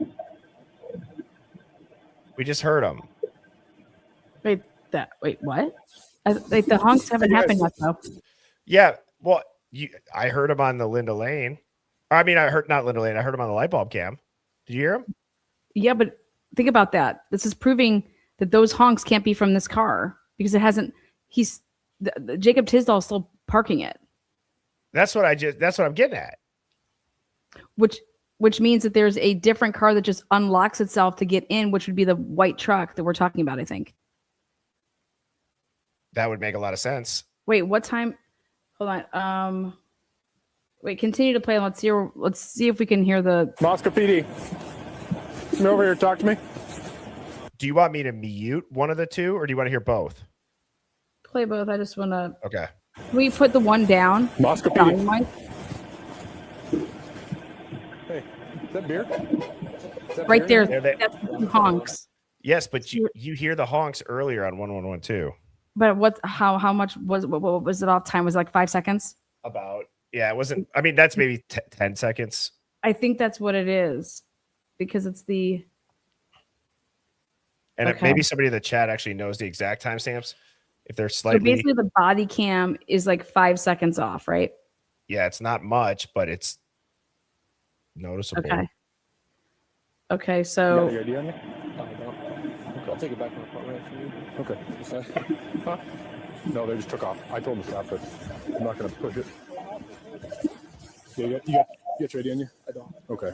I'm going to grab your info just because you got beer in your Their wallet. windows were down too with that loud scream, Okay. which is crazy. No, you're good. Mhm. I live like right now. I'll take it back from you. No, we're just doing alcohol enforcement and running around with beer across the street. Always so. You're good. What's your last name? okay, go ahead and press mute the side on the left, and let's hear. Can it be What's all played? going? It- Oops. Can we mute the side on the left? Let it play though, and we can hear what the sounds are on this side Good when idea. this is going on to see. Yes. So the left side, the body cam or the band field is now muted. Perfect. That's what you want. Okay. Yep. Yeah.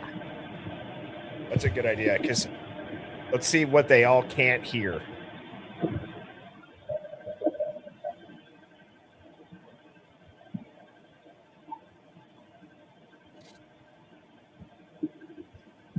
So Mark B said it's 3 seconds off. Okay.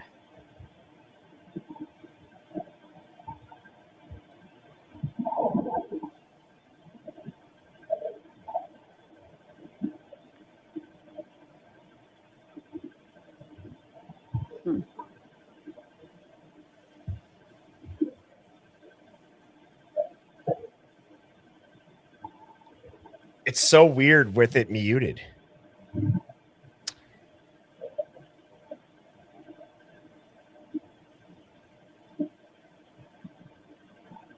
What time is it right now? It's 2:56 and 25.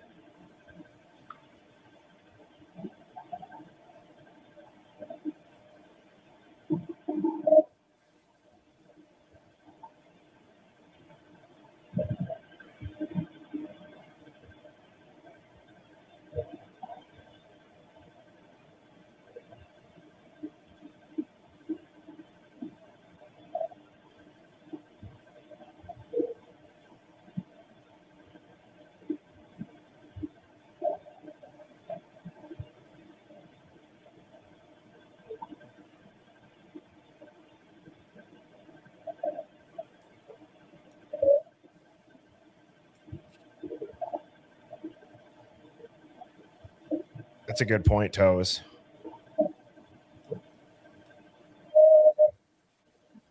What was that? I don't know. Again, this is only the 112 light bulb. Get off me.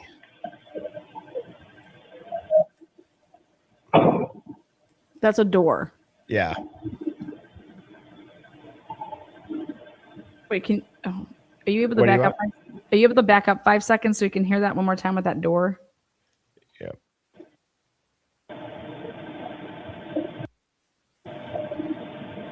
So I went back about 20 seconds on each. Okay.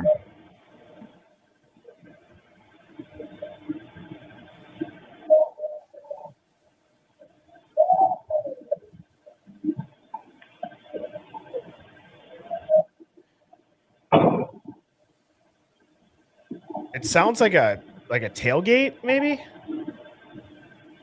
Something's like You hear a rattle after it's like the boom, and then you kind of hear like the little reverberal rattle.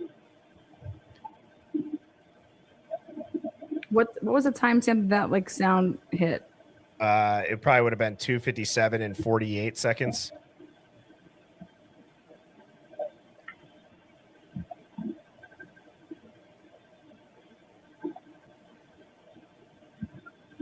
You know, Lana, if we do this again, what we should do is we should get it, because I'll have to prep it before the live. Yeah, we can do that. I can get all four. I can get the Linda Lane car park. I can get the Linda Lane dumpster. I can get the 1112, and I can get the Banfield body cam. I know there's a couple videos out there that do it, but what I like about ViewSync is exactly what we're doing now. You can mute one of the audios. Yeah. Is there okay, so the one on okay, yeah, that wouldn't work. What are you thinking?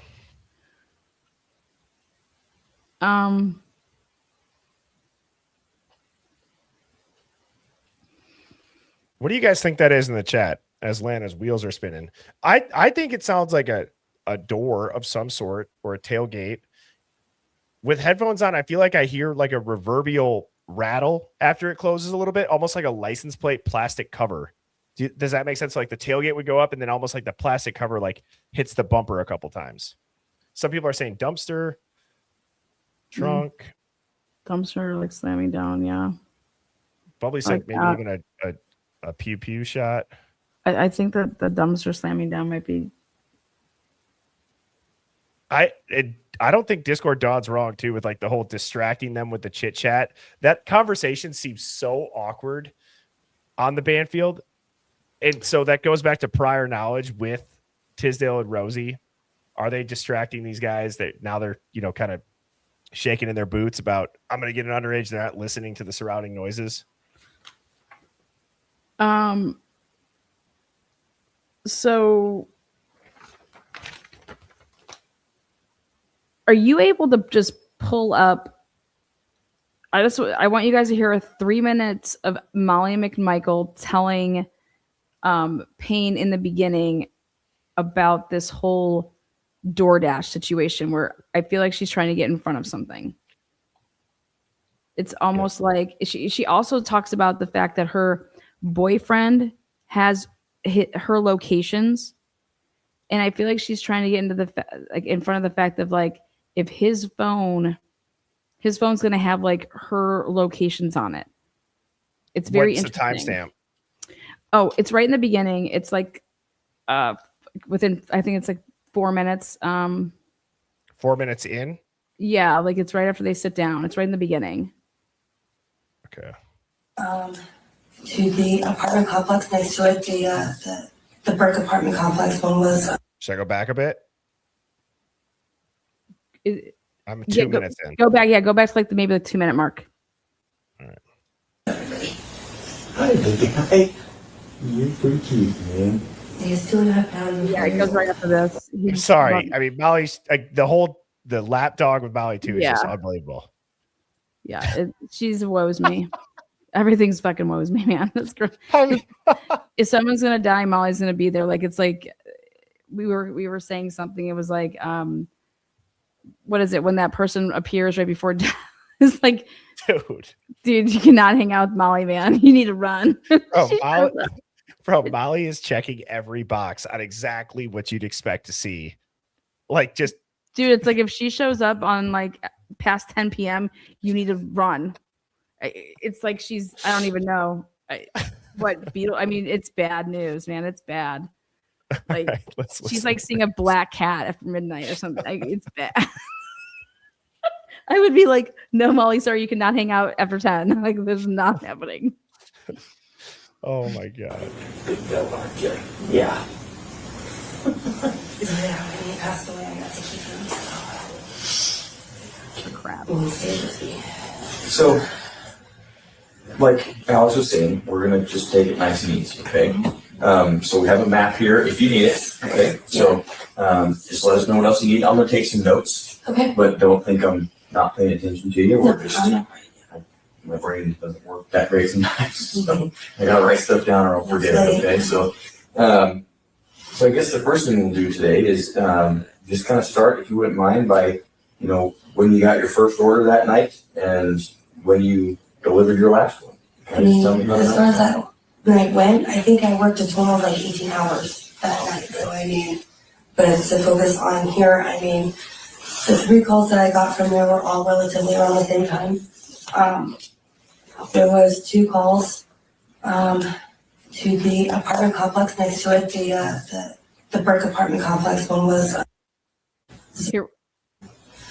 Okay, right there. Go ahead, stop. So this is when I realized, okay, she may have delivered to the Queen Road apartments, but she parked in the whites and she had to walk that distance. That's why she says the next time I went up there, I didn't, like, I drove back because I wasn't going to be walking forever, is how she says it.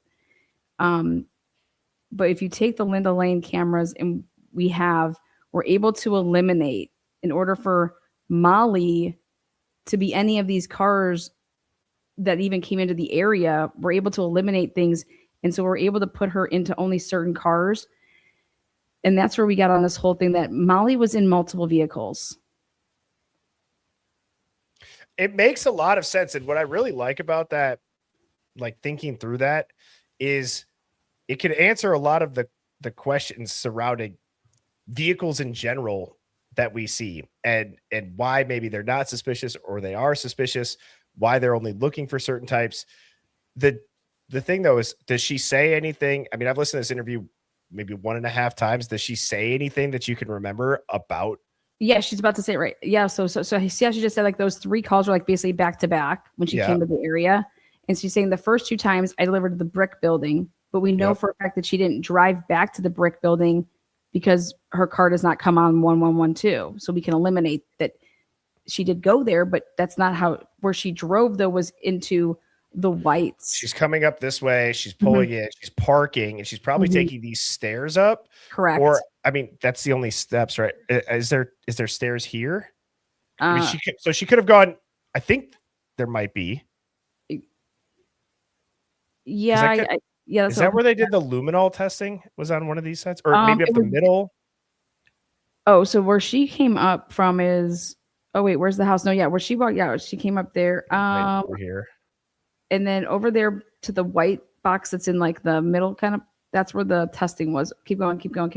Wait, you're gonna dead right. Yeah, that's Jack Showalter's. His room was in the front, which is right behind where the tree house was. So you see how like there's all that plain grass area. Yep. So yeah. But if you play the next part here, this is where she talks about, because it's all I cared about was I wanted her to tell me about her. So yeah, if you go ahead and play this part. Order large. It's a weird name too. He put down a strange name. I can't even remember what it was, but it was. Some people like to play with the names when they make orders, and it was definitely one of those. Somebody's around me. Of course. That's weird. She'd say that. They were all Jack in the Box orders too. Right there. Pause. Boom. Thank you. Why in the world, if you are on that side of town and you accept and you hit, I am taking Xana's order, and you click on the accept button at 2:15, you're over there. It's over by Jack in the Box. Why aren't you grabbing that? It's not possible for her to have made these orders on that same app. Like, she would have already had it. That's why I'm like, yeah, she had to have gotten it. And I was like, could she have come back over? And what does it look like? And it's like, yeah, she could have, because here's how it breaks down. If she leaves the whites and goes to the Jack in the Box, it would be a 20-minute drive. She picks up order for 3 minutes. Jack in the Box to Molly's trailer is 21 minutes. Switch cars, 3 minutes. Molly's trailer to 1112, 5 minutes. It's 52 minutes. On 1320 cam, she's leaving the whites at 2:54 and 9 seconds. On 1112 cam, she's entering King at 3:46 and 9 seconds. That's 52-minute time frame fits. So, and that's when it's just like, why did Molly leave the area if she had the food and didn't drop it off, right? Well, it seems like the food not being pressed that button, okay? It was by design not to press the button to say that you dropped it off. And that's how you extend people's life. That's a way to extend somebody's life. Did you hear too how she said sometimes people like mess with the names? Mm-hmm. That's just a weird detail to throw in there. Why do you even care about that? What would ever? And I know that you could always fall back on, well, it's Molly, right? So I agree with that. You don't know what maybe she's going to say, but to say that right up front, then to say the multiple deliveries, then to say they're all Jack in the Box, and you circle back to sometimes people will mess with the names. That to me, I feel like should stand out more. And it goes back to extending the life. So in a way, could she be saying, well, somebody else type the name? She's well, no, oversharing. she was talking about the name before that, that it was like a long name and it was like crazy. But what she's about to say right here is really big because press play, because she's gonna tell us about how she picked up this order. And I think she talks about, I want you guys to tell me what you hear. She basically makes a comment about that there was a mistake with the order or something. Okay. Let me. Yeah, I have to wrap it up too after this clip. Okay. Yep. The other one that I did was, I think I'm trying to remember, but it's the same thing, that apartment, it was in the center section. By the time I got to that, the one that we're here for, it was my last, last call for that night, or for that pretty much evening. In fact, when I got back from to Jack in the Box that night, they thought I wasn't coming back and had thrown away the orders. So I had to remake my orders so I could deliver them because I didn't. Wow. Told you. Oh, that's where we should leave the cliffhanger right there. Yeah. That's what she's getting in front of, because it doesn't make any sense that she's basically admitting and trying to make it seem like she had to pick up Xana's order a second different time because they had to remake it. And I'm like, no, that's not possible because your ass was out there. This is all a lie. And that's right there what she's getting in front of. And it proves exactly what we've been saying, which is that she actually had the food with her when she was there at 2:52. You know what, Lana? I enjoyed tonight's live a lot. I love to listen to you and learn from you. And I liked all the documents that you got. I'm blown away too by the Chief Jenkins stuff that you showed.